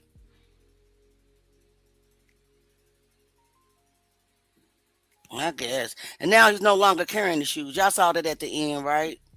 He had shoes going, but didn't have shoes coming back. Weird behavior. Let's take some questions. Let's Nia say no shoes on.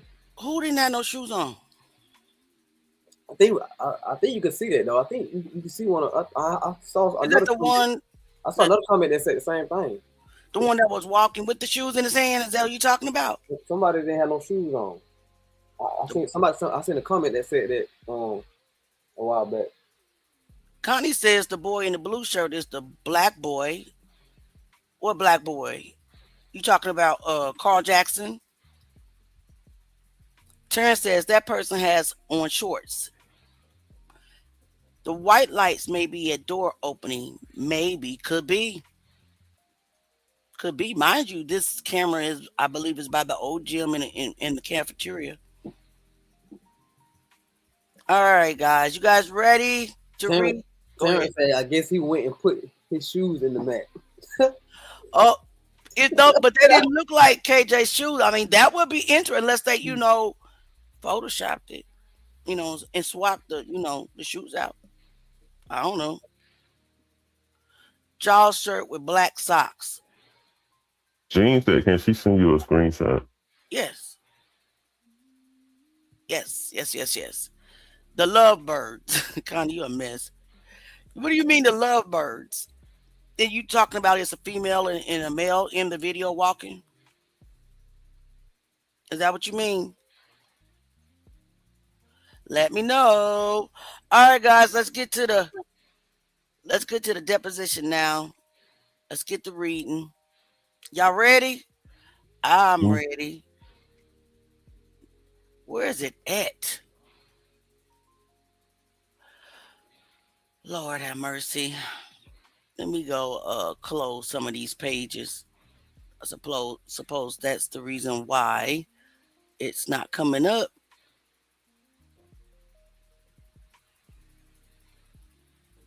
Let me see if it can fit to come up now. I guess if you have too many windows open.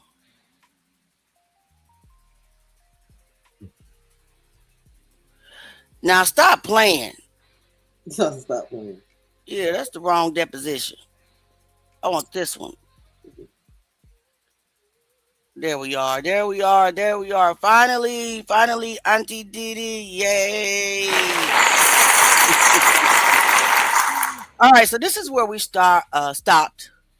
We left off last time. It is an answer, so I think it's only right that we Kai read the question so Jay can read the answer so people can understand what we're talking about. 24. And this report that you have just read, what is it entitled or how is it? Well, it's a division of forensic science, GBI State of Georgia official report. That's the title of it. I want to have that marked as Plaintiff's Exhibit 20. Whereupon Plaintiff's Exhibit 20 having been marked for identification, the same is attached here too. Now, this particular document that you just identified, if I understood what you said correctly, indicates that there was a one-time search. Is that the word that you use? Again, I cannot speak to all the details on the report because I did not generate it. You would have to ask the person who did this report, the DNA people, because again, I did not get involved in that. But from from reading the results, that will be my interpretation. And when you say a one-time search, what do you mean by one-time search? I don't know what they mean by that. And you did explain to us what CODIS meant. Again, I know a generalized idea of what CODIS is. I was saying it's CODIS. I'll think I'll give it a brief. How are you a medical examiner and don't know what the CODIS system is? I mean, I think she's gaslighting and deflecting, but let's go. But they didn't pay for expert, testimony. So you can get away with whatever. I feel like it was unprofessional when she said DNA people here. right. Crazy ass work, man. Oh boy. All right. Again, I know a generalized idea of what CODIS is. I don't know the details on it, so you would have to ask these DNA people. That's exactly what is encompassed in CODIS. From my understanding, that was the interpretation I gave you. But again, I am not a DNA expert. I did not write these reports. But CODIS said, but CODIS, you said stands for what? I didn't say it. I read it. Okay. How did she become a damn medical examiner? That's crazy, man. Okay.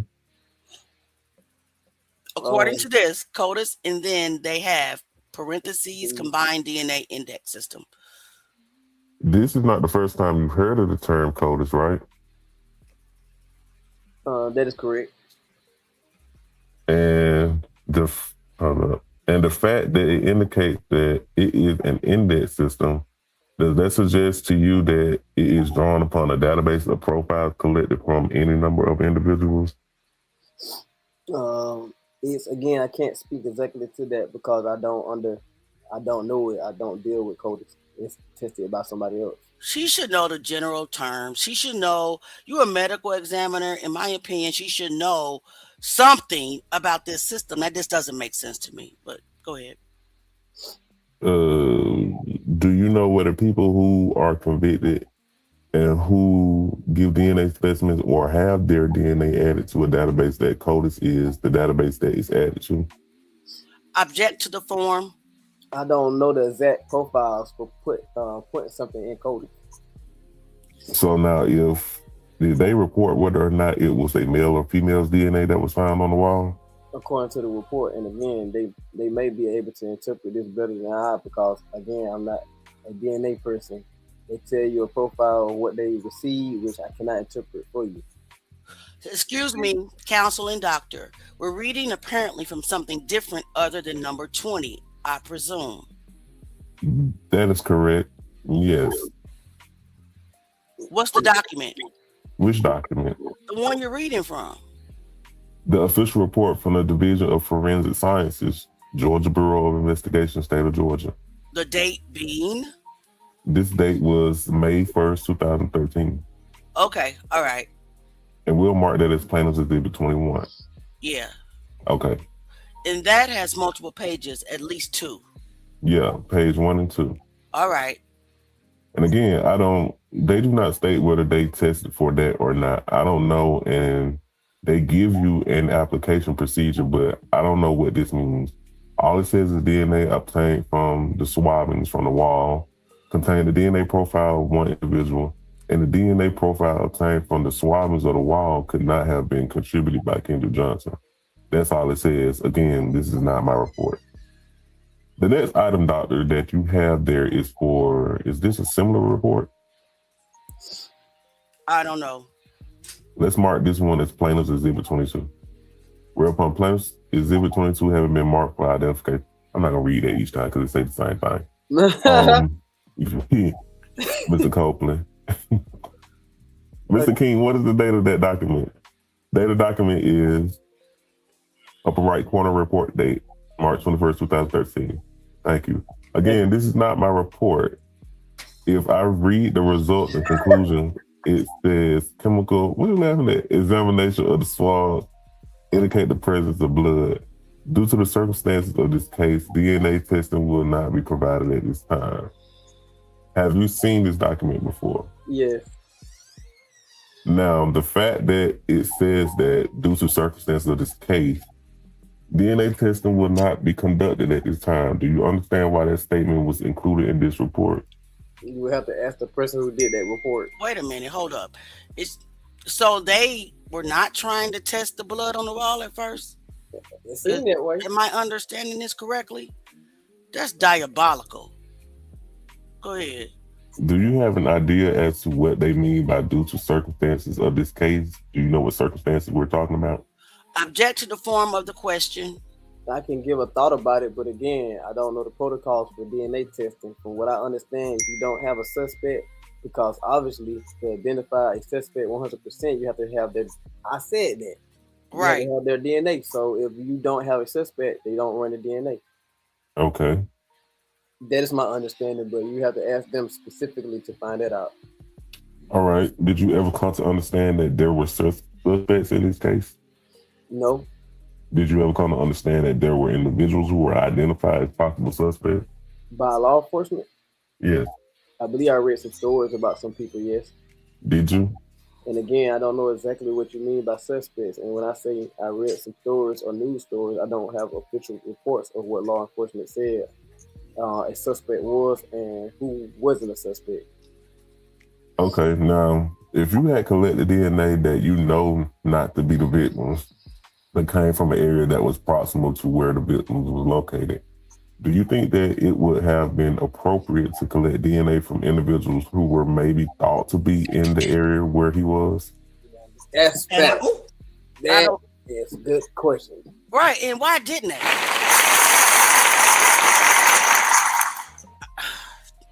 Why didn't they? They just were half-assing this investigation. It actually wasn't an investigation at all, but let's go.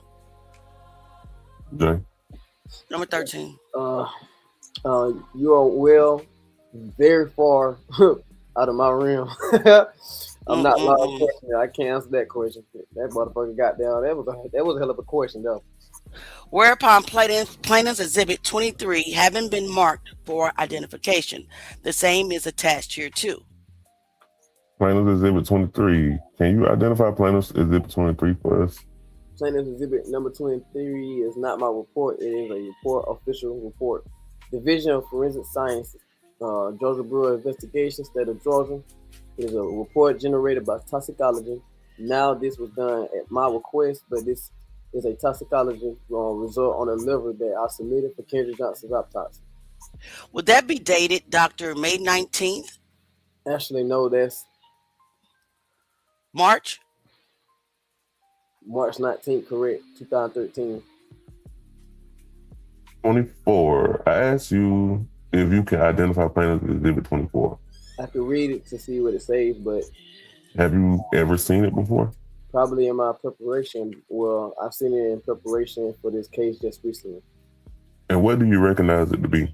Well, according to the heading, it's from the United States Department of Justice from the United States Attorney Office. It is a letter to Rodney Bryant at his office. It basically says enclosed are 4 slides taken during the GBI autopsy performed on the remains of Kendrick Johnson, which you gave us last week. Thank you for your assistance. Okay. That document, Mr. King, I do not have a copy of. May I take a look at it? I'm going to hand you what has now been marked plaintiff's exhibit 25 and ask if you can identify that for us. Yes, plaintiff exhibit number 25 is actually a copy of emails that basically I was informed by my office administrator. That is that Zimes? Yes, Ms. Zimes. Ms. Zimes from the U.S. Attorney's Office General. The U.S. Attorney General's office would like to meet with me regarding Kendrick Johnson's case. My office administrator is asking me what time will I be available. The signs, autopsies included the same, and she's going to be in Macon next week. She's going to be there for some work, unrelated, and she would like to meet with me. And she gave a time of when she would like to meet with me, and then I basically forwarded all the emails to Don, what though? Dietrich. Just say Dietrich. Dietrich? You just got some hell of a name to spell right. Crazy. Let's just like Diet Rich. I would actually pronounce it that way. Who is part of GBI law office and just basically asked what I am allowed to meet with her because I fall under the GBI, and she stated yes, I could meet with her. And so when you met with Ms. Zimes, do you recall what you discussed? The autopsy of Kendrick Johnson. Do you have any recollection as to whether or not there were any developments that came from this meeting? No, I mean directly to me, no. Did you have any change of opinion after meeting with Ms. Zimes? No, I did not. It says that she asked you if you needed a copy of the private autopsy report. I told her I thought you had one on file as they had sent a copy, but I would let her know for sure after I spoke with you. When she asked whether you needed a copy of one, had you already examined the private? You had sent me a copy of the autopsy. Now, in regards to the... May I see number 25? In regards to the diagnosis that it was positional asphyxia, food lady couldn't even pronounce that earlier, but okay. And that Mr. Kendrick Johnson would have been upside down or in an upside down position, where you gave an estimate as much as 6 hours. I said I cannot tell you for sure, but it's possible. Did you think that his lungs would be in some way affected by him being upside down for a protracted period of time, the weight of his lungs? Well, in general, you would have congestion of the lungs, yes. And so that means that the weight will then be heavier than normal, correct? It should be. Yes. Go ahead. If somebody was not decomposed, yes. If somebody was not decomposed. Correct. I'm sorry. What do you mean by that? As your tissues decompose, they become lighter. So what did you write about your examination of Mr. Kendrick Johnson's lung during the course of his autopsy? The right and left lungs weighs 260 and 240 grams respectively. The upper and lower areas are free debris and foreign material, the surface, and necrosis are without focal lesion. The pleural surfaces are smooth. The lungs are normally formed. The parenchyma. But you small, you know that. Both lungs without obvious consolidation of focal lesions. Man, I'm about to let you read the rest of it. The pulmonary arteries are free of thrombi. Under histology, I wrote the lungs show, I can't say it either, decomposition changes for the autolysis, decomposition changes for the lungs, and then under internal examination body cavities, all body organs are present and normal. And anatomical positions, variable congestive decomposition changes are present and increasing degree inferior to superior. So again, with regards to the weight of the lungs, you have reported weights that are considered to be normal for a person his size. In a non-decomposed state. In a non-decomposed state. Correct. In other words, if I were to right now get on my head and you were to weigh my lungs right now as I assume that position, that would be, you would expect to find my lungs as being of normal weight. Right immediately, yes. So if the individual was killed and then put in an upside down position, what would you expect the weight of the lungs to be at the time, right after he is killed, as well as hours after he has been taking his last breath? Object to the form, but you may answer. She ain't want her to answer that. Yeah, no. Yes, I mean, you would have to tell me more about the body. How are you going to tell somebody to tell you more about the body that you doing an autopsy on? That. Girl, shut the fuck up. Expeditiously. But also, why was he so decomposed? I mean, honestly, when we look at the autopsy photos, his face and neck are really what's really decomposed. I wouldn't even call it that was decomposed. I just think that's just trauma from what he experienced. The rest of his body looks like a normal body that hasn't been decomposed yet. Right. And then when they open them up and you look at the organs, they were not decomposed. So I don't understand why this lady keeps saying that. And then why would he be so decomposed? Did you not refrigerate his body? Yeah, I wonder if that question gonna come up. Like, why was it? What I wonder is the question gonna come up. What is the normal time for decomposition for a body? Well, you see what they did? It's like they was doing it on purpose. They left him in that mat in the gym for over 6 hours after he was found. They didn't call the coroner. Remember? So it appears that this was done intentionally. And then according to the FBI file, when Bill Watson wanted to store Kendrick's body at a local funeral home, then the Valdosta Police Department, who was not over this investigation at all, it was Lowndes County's district. That was supposed to be over this. They inserted themselves and said, no, we can get approval to store him at our morgue. So first of all, why would Valdosta Police Department insert themselves? And two, did y'all not refrigerate his body? Because none of this is making sense. You should not be entering to advanced decomposition in 3 days. It just doesn't make sense. Let's keep going. Oh, I see it. I see that. Where we at? 8. Yes, I mean, you would have to tell me more about the body. Is the body decomposed? Does the body have natural disease to begin with? Was the body physically active prior to the disease? In general, being in an upside down position causes congestive changes of the lungs, but when you decompose, your organs in general become lighter. That's a fat decomposition. Okay. And as I mentioned, he had no intravascular blood in his body. So if I can't get blood out of his arteries and veins because he's so decomposed, that is crazy. But how? Like, right. Okay, so we saw blood on the crime scene, right? But that was not all the blood in his body that was on the floor. Exactly. There had to be way more blood that was on that, in his body that was on there. On that floor. So where did his blood go to? I mean, I can't show the picture of him, on this show. I can show it on Kick, but I can't show it. But it was a pool of blood, but it's impossible to be all the blood that was in Kendrick's body. What do you think? Yeah, I feel like, okay. I feel like it's a lot for one.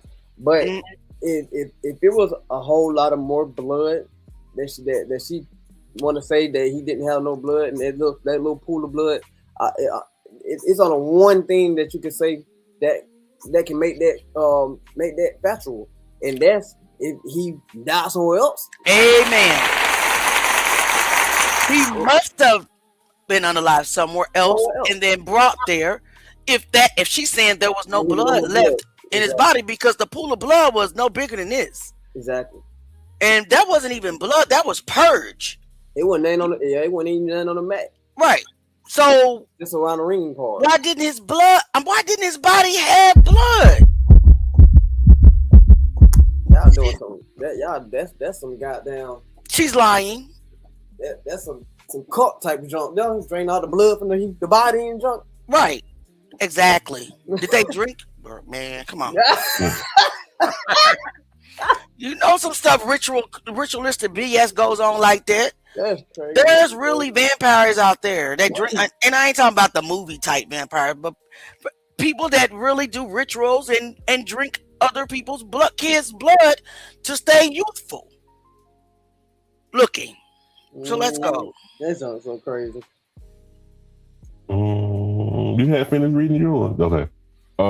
Did you determine what stage of decomposition he was in at the time that his body was discovered on that Friday morning? Did you make when he was first discovered? Yes.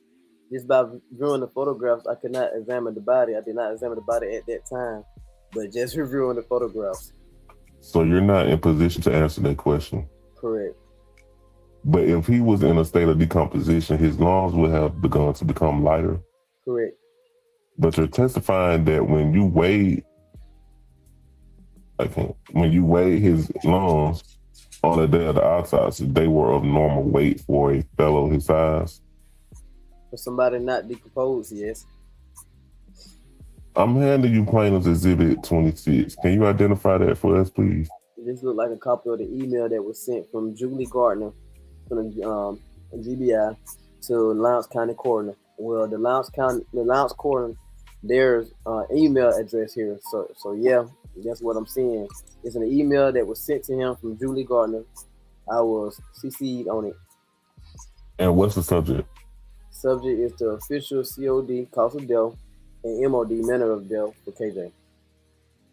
You said you were CC'd on that? Correct. Were those your determinations that they were reporting and they simply CC'd you on what they were telling someone else, or? Yes. Whereupon plaintiff's exhibit 27 having been marked for identification, the same is attached here too. Okay, I'm giving you now plaintiff's exhibit 27 and ask you if you can identify that for us, please. It's a 3-page document. Yes, this looked like emails that were made between Perry Dickens, who was one of our DIS, to Lisa Hope, who works toxicology. The subject is RE toxicology, and I am CC and Dr. Sims, Melissa Sims, who now her name is Sims Stanley. The other pathologist here was CC on it. And what's the subject of this? Toxicology. And when you say toxicology, is it just talking about the process, or were there some determinations that were being discussed? Again, I did not generate this, but looking at it, it's basically, Perry looks like he was asking about how much liver will be required for testing on cases, decomp, and trauma-related deaths where there are no other bodily fluids. Where does body fluids go? Well, go ahead. That's crazy. When we have both blood and tissue, so he's asking about how much of the liver he should be sampling. I tried to get a respectful amount in grams submitted for testing. Each case may require the same amount. And so when you're talking about toxicology, this was an effort to find out whether or not he was under the influence or some substance or another. Well, this is toxicology in general. I don't think this necessarily is directed specifically to Kendrick Johnson's autopsy. It's just a general question from Mr. Dickens to toxicology, asking about in general how much liver should be submitted. A giant jar or a small jar, I suppose, and then asking that if you have both blood and liver, how much tissue should you submit? Excuse me, number 27 at the heading. Very top left, it says Lisa Holt. Yes. Did you refer to her as Terry? I'm sorry if I did. I may have. Now she's stuttering. It was Lisa Holt from toxicology. Maybe I mixed those words together. You mixed a lot of shit together, but let's go. It is 3 pages. 1, 2. Yes, it looks like we have the top page is number 1, and then 2 back pages are number 1 and 2, but it's a total of 3 pages, correct? Whereupon plaintiff's exhibit 28 having been marked for identification, the same is attached here too. I'm giving you plaintiff's exhibit 28 and ask you to identify that for us. Well, this looks like a conversation record between a lab employee of Katie Shively to somebody named Jack Whittingham from the Lowndes County Sheriff's Office, and it states I, meaning I as in Katie, email Officer Jack Whittingham asking him where the swabs were from. There was no indication given on the evidence of the submission form. He called me and informed me that the swabs or swabbings of blood taken Wait. wall. So the evidence was not properly labeled? So you mean to tell me that you had to call Jack Whittingham and asked him where the swabs came from? That they were so lazy, so irresponsible, so nonchalant that they didn't even identify. How do we even know that blood came from the wall? You're not going to be able to tell me that you just remember this shit right off the top of your head. Let's go. I'm sorry. It's crazy work. Question. So is that a conversation that you took? No. Part in? No, my name is not on this. I was not even told about that conversation until I looked at these papers that you requested yesterday. Whereupon plaintiff's exhibit 29 having been marked for identification, the same is attached here too. I'm handing you plaintiff's exhibit 29. Can you identify that for us? Again, looks like a conversation record from Letitia West to Jack Whittingham of Lowndes County Sheriff's Office. It says Summer saves blood swab from wall opposite of where the victim was found. Don't know if his blood. So if it is the victim's blood, if not, then Jack will go from there. Again, these conversation records, unless my name is on it, either as the person's state employee or the name of the person is directed to, I was not involved in. All right. Not directly. Before we move forward, I'm looking at 2 conversation records from Mrs. West.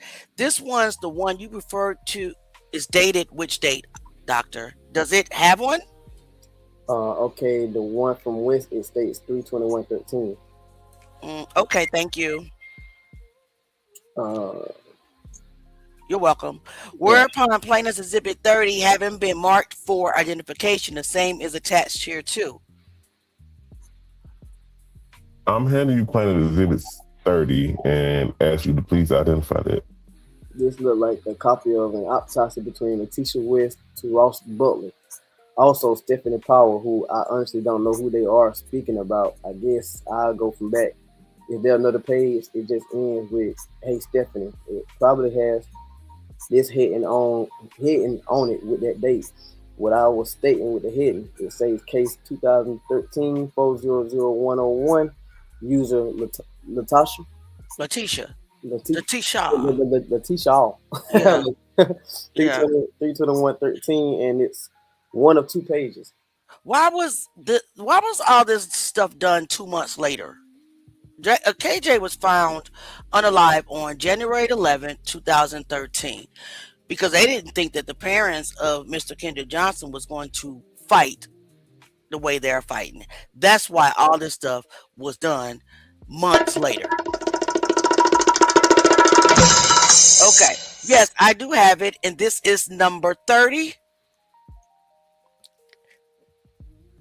So if I go backwards, because that looks like how these emails are printing out. It looks like Letitia sent it to Stephanie Powell. I just finished a blood exam on this case. It's a case where a juvenile is found dead in a high school gym in a rolled up mat. The blood swabs were taken from a wall opposite of where the kid was found. The officer wants to see whose blood it is, could be victim, or if it's not, that profile can't go into CODIS, right? It could be blood from the kid that got hurt in the gym that's innocent. Just getting in the mindset of DNA for when we do the cases. And then it's just a response that says, you're right, the profile won't go into CODIS. That's diabolical. I know. We have no way of knowing if it is a suspect. We can't put it into CODIS. There's no point in working it from the beginning. Officer wants to see if the victims, can I do DNA on it? That way he knows it is or isn't the victims. What would it prove to be the victims? Can I talk to you about the case? And then the next one says, I agree with Stephanie's logic on the case. I do not see what additional testing on this evidence is going to add any value or aid in solving the case. Please image this email to the case file for documentation purposes. I don't really understand that. I mean, if a person is innocent, a person is innocent. What harm is it to store that blood sample in CODIS? Guys, let me know in the comments. Let's talk about it. What harm would it be? They're saying that they didn't want to enter the blood sample into CODIS to stay because that person could be innocent. If the person's innocent, the person's innocent. That just doesn't make sense to me. Does that make sense to you, Kai? It makes sense to a certain extent. Okay. And I just had it on the tip of my tongue. It's just left. Dang. Maybe that process, and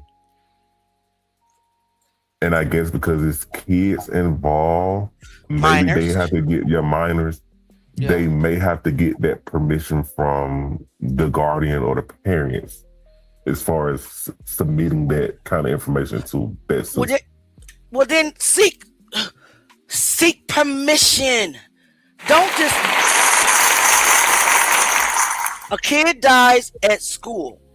Every measure should be taken to try to solve this case. They really treated this case like it was nothing to them.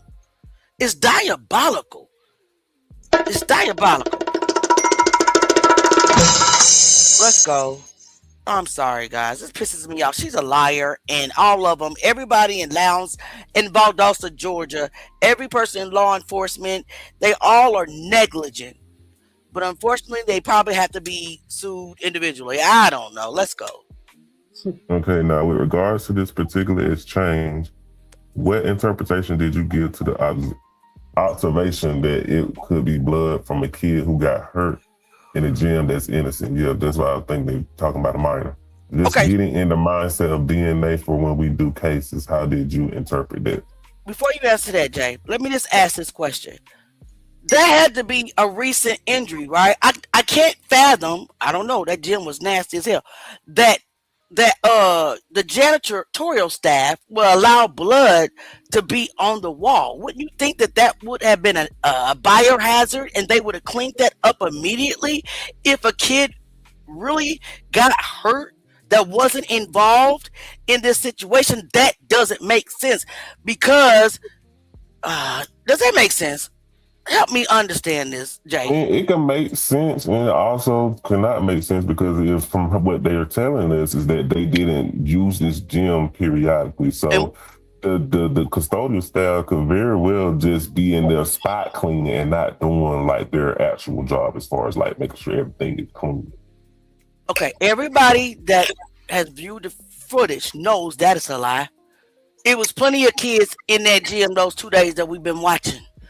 In and out the gym all day long. They're lying. And then in the FBI report, the janitorial staff says they cleans the gym multiple times a day. So that's not true. That blood had to be related to this incident.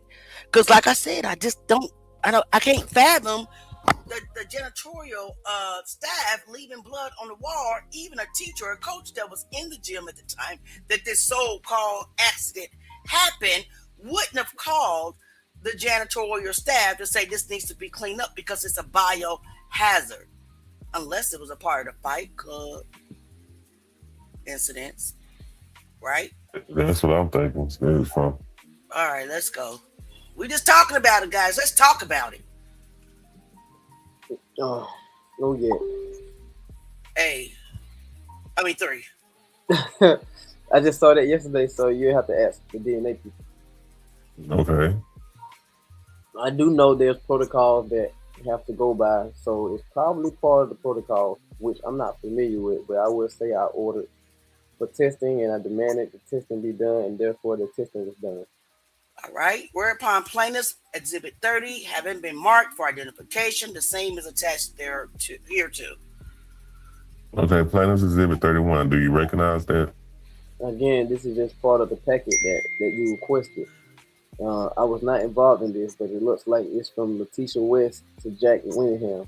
Niles County SO summary states eliminate the victim from the blood. No suspects. Autopsy gives no foul play involved. Kid got stuck and died inside the mat. So basically, all they did was test the blood to see if it was Kendrick's or not.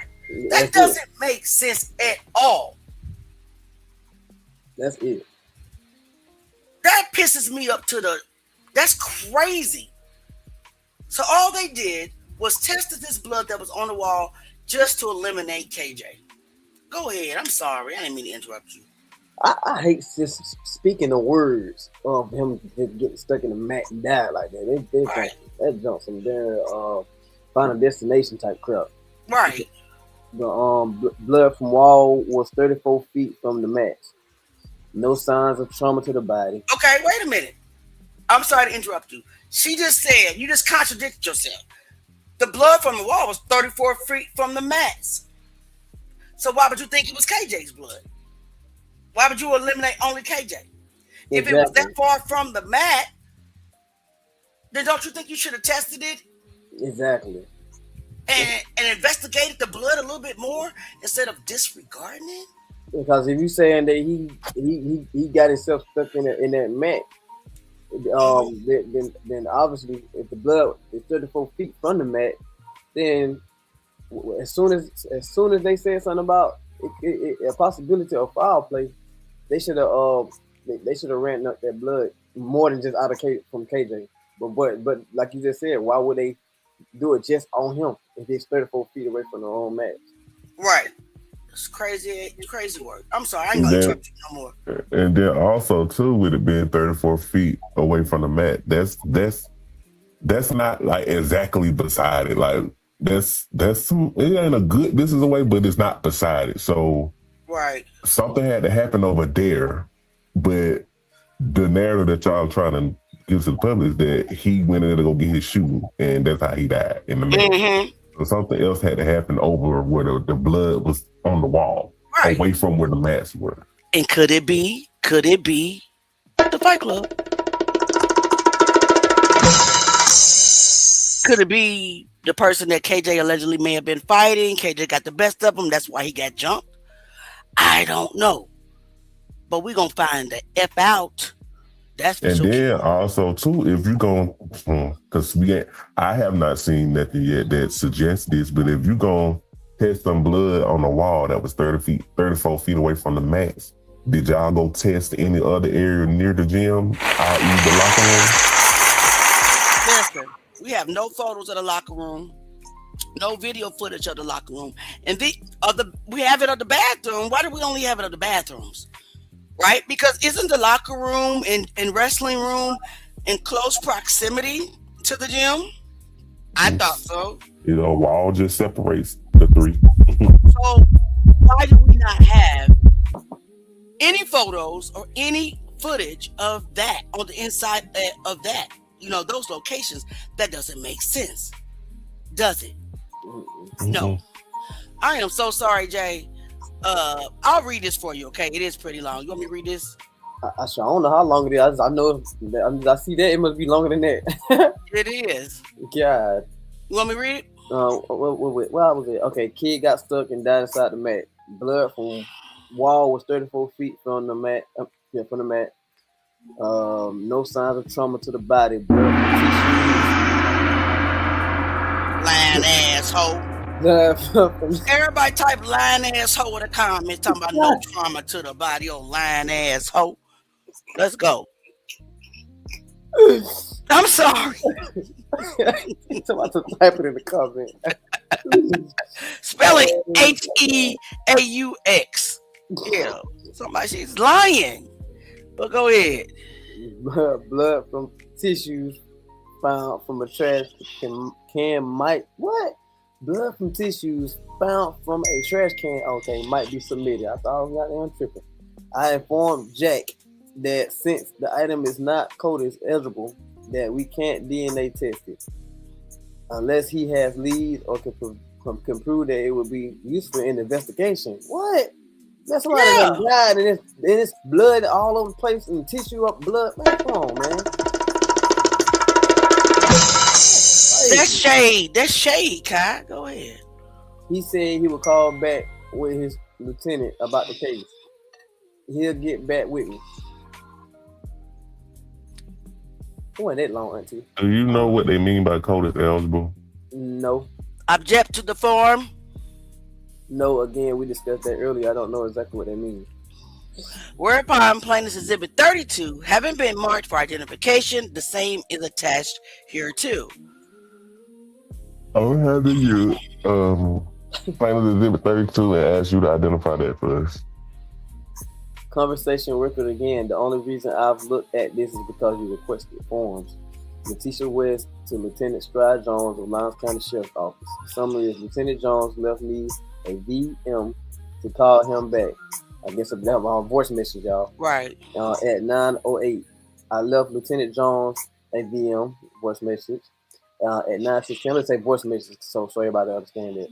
At 9:16, Lieutenant Jones left a voice message. At 9:25, I called back. Lieutenant Jones said the medical examiner wants to make sure it's the victim's blood. Due to circumstances, the medical examiner needs to know the determined cause of death. They are not interested in CODIS. I told him I would have Stephanie Power call him first thing Monday morning to let her approve the DNA search. No, this particular conversation record, it makes reference to the medical examiner. Who is the medical examiner that they are making reference to? Object to the form, but I would assume it's me since I did the autopsy. And it says that Lieutenant Jones said the medical examiner wants to make sure it's the victim's blood.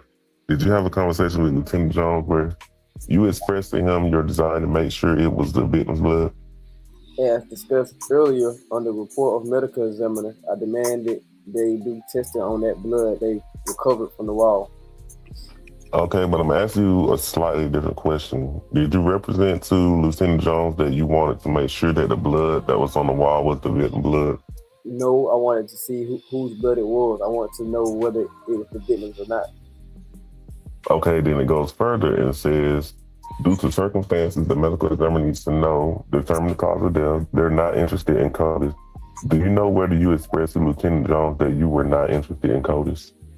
I don't think I've ever used the word of CODIS pertaining to this case, other than just reading it now. And when it says here, due to circumstances, the medical examiner needs to know, determine the cause of death. How did you interpret that statement? Object to the form, but you may. We just guessed what happened and just put it on paper. Right. Again, all I can say is that I informed the sheriff officer that I would not sign the autopsy out. I could not 100% determine the cause of death unless DNA was done on the blood on the wall and the blood in the girl's bathroom. So when they did a DNA exam of the blood on the wall and the one in the bathroom, and they tell you, well, the blood on the wall is not Kendrick's. That's what the result showed, correct. Right. How did that affect your analysis of the cause and manner of death? Well, again, I use it in the respect of the exclusion. If you have a blood on a wall near a descendant's body that I'm doing the autopsy on, I need to know if that blood belongs to the descendant or not, because I need to know if it came from the descendant's body. So that was the main reason I wanted it done. Same with the tissue in the girl's bathroom outside the gym. If I have evidence or someone tells me or takes photographs of something bloody in the girl's bathroom that's next to or in close proximity of a descendant's body, I'm doing an autopsy on. I want to have it tested. So the blood had come back Kendrick's blood, that is the blood that was discovered on the wall. How would that have affected your analysis? Well, at this point, I mean, just in general terms, the cause of death would not be changed, but the manner of death may have gone to undetermined. And do you think that if the blood on the wall came from some other individual, that it might have been evidence of some kind of physical altercation between Kendrick and another individual? Object. Object to the form. Object to the form. We're ready to end the live, guys.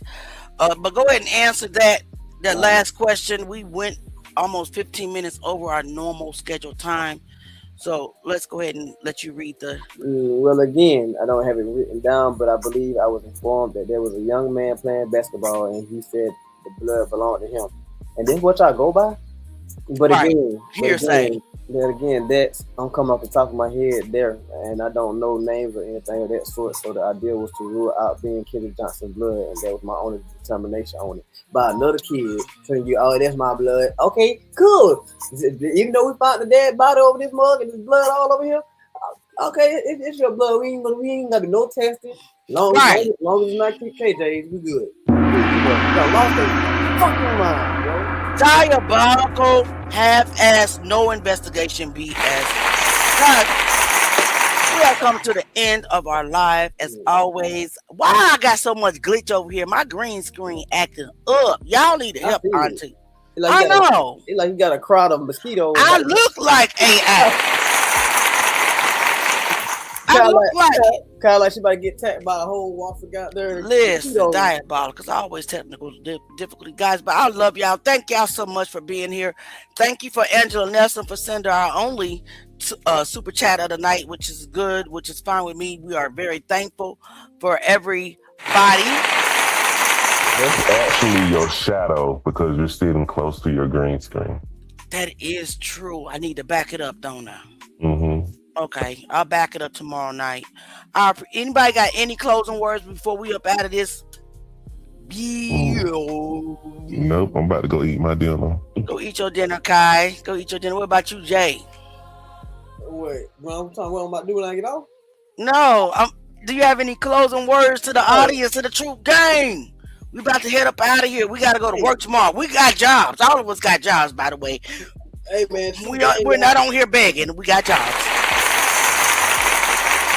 Truth Gang, always remember, man, that we are in reach of the truth and any means necessary. By any means necessary.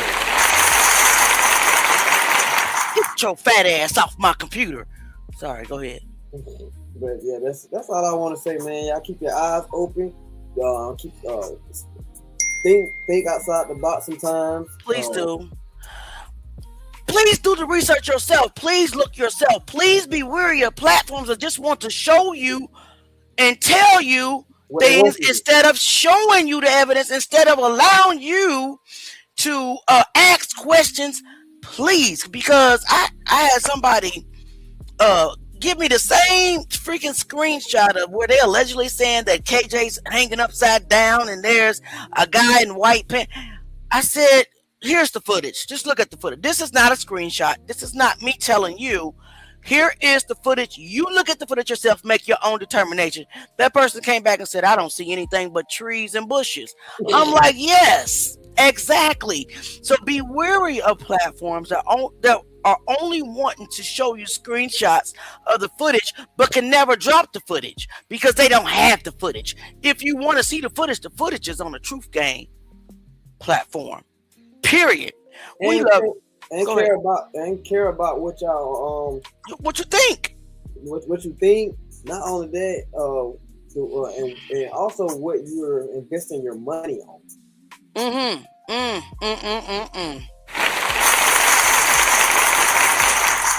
Wow, that's very important, Jay.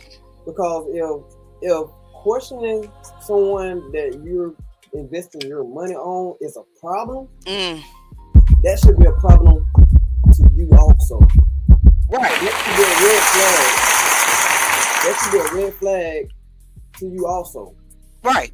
And if anybody is collecting money on the guise of one goal, etc., etc. I mean, just example, i.e. is example. An example, a billboard, but did not talk to you about the money that you donated and said, hey, I'm going to switch this money from collected from the billboard and we're going to pay an activist. Then that's the issue. Red flag. Red flag. On this panel, we want you to see it for yourself. We don't want to just take a screenshot or copy one or two things and tell you. We want you to know it all. We want you to see it all. We're going to talk about it all. I mean, I got some little slack, like I said, on the post, the memory post that I did about Alfred Pierre Bradley, the one that had the autopsy right before Kendrick. And, you got some of those shady people mad about that, saying that, there's no connection. The only connection that we said was the fact that Dr. Gaffney-Kraft did the autopsy, and it was within hours of each other, and it wasn't enough time to do both autopsies within 3 hours. You know what I'm saying? That's just crazy. But anyway, Ty, you got anything to say? Because we about to end this. All right, guys, we love y'all. Thank y'all so much for being here. Thank you so much. Jay, they said we need to get Jay a mic. Hard to him. Well, we can barely get donations, so we can't get equipment. So, we're doing our best. And I agree that it's hard to hearing, but I do believe that one day that we will be able to increase. I got y'all, man. I got y'all. I'm sorry. It's all right. I mean, we can only do what we do. We make it do what it do. We make it do what it do. But anyway, we love y'all. We appreciate y'all. We'll see y'all hopefully tomorrow. Truth Gang, drop it on the way out. This ain't clout. This ain't view. No. It's true. It's true. It's pain. Hey. No matter where it leads, we still going. No matter where it leads, we still going. Truth Gang. We love y'all. Truth Gang in the building. Still don't break. Every lie getting heavy, feel the weight that it takes. That weight. No silence, no fear. We've been carrying pressure. Carry that. Hey, Truth If it's Gang, dark, baby. we bringing light. Now it's now, it's never. Right now. Truth Gang, we been Standing through the pain in the rain. do it all. Every loss, every tear, yeah, we carry the names. Say they name.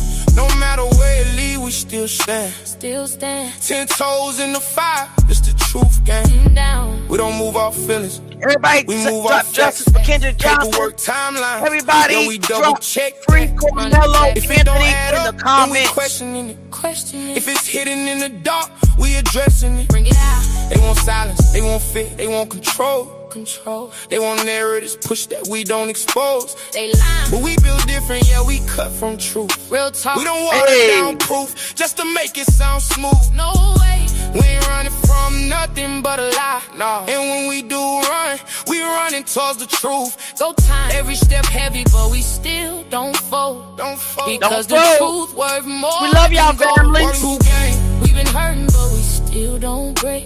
We still don't break. Don't break. Don't break. Every lie getting heavy to the way that it takes. That way we want the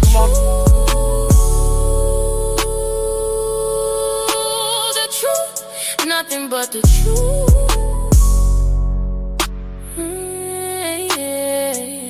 They quiet when it matter, but we loud for 'em. Louder. Candlelight tears. Yeah, we cry for 'em. Still crying. They wanna check, try to sell the pain. Nah, but we want truth, we want real names. Real names. Ain't no healing if the truth is. No heal. Ain't no peace if they slide it. They politic trying to twist the story, but we 10 toes, yeah, we fight for it. Stand on it. We done seen cover-ups. We done seen delay. We done seen the evidence get pushed away. Pushed out. We done seen families cry with no answers. Why the truth get buried under lies and distractions. But we still here and we still pushing forward.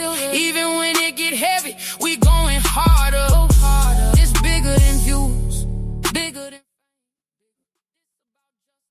Please like, share, and subscribe.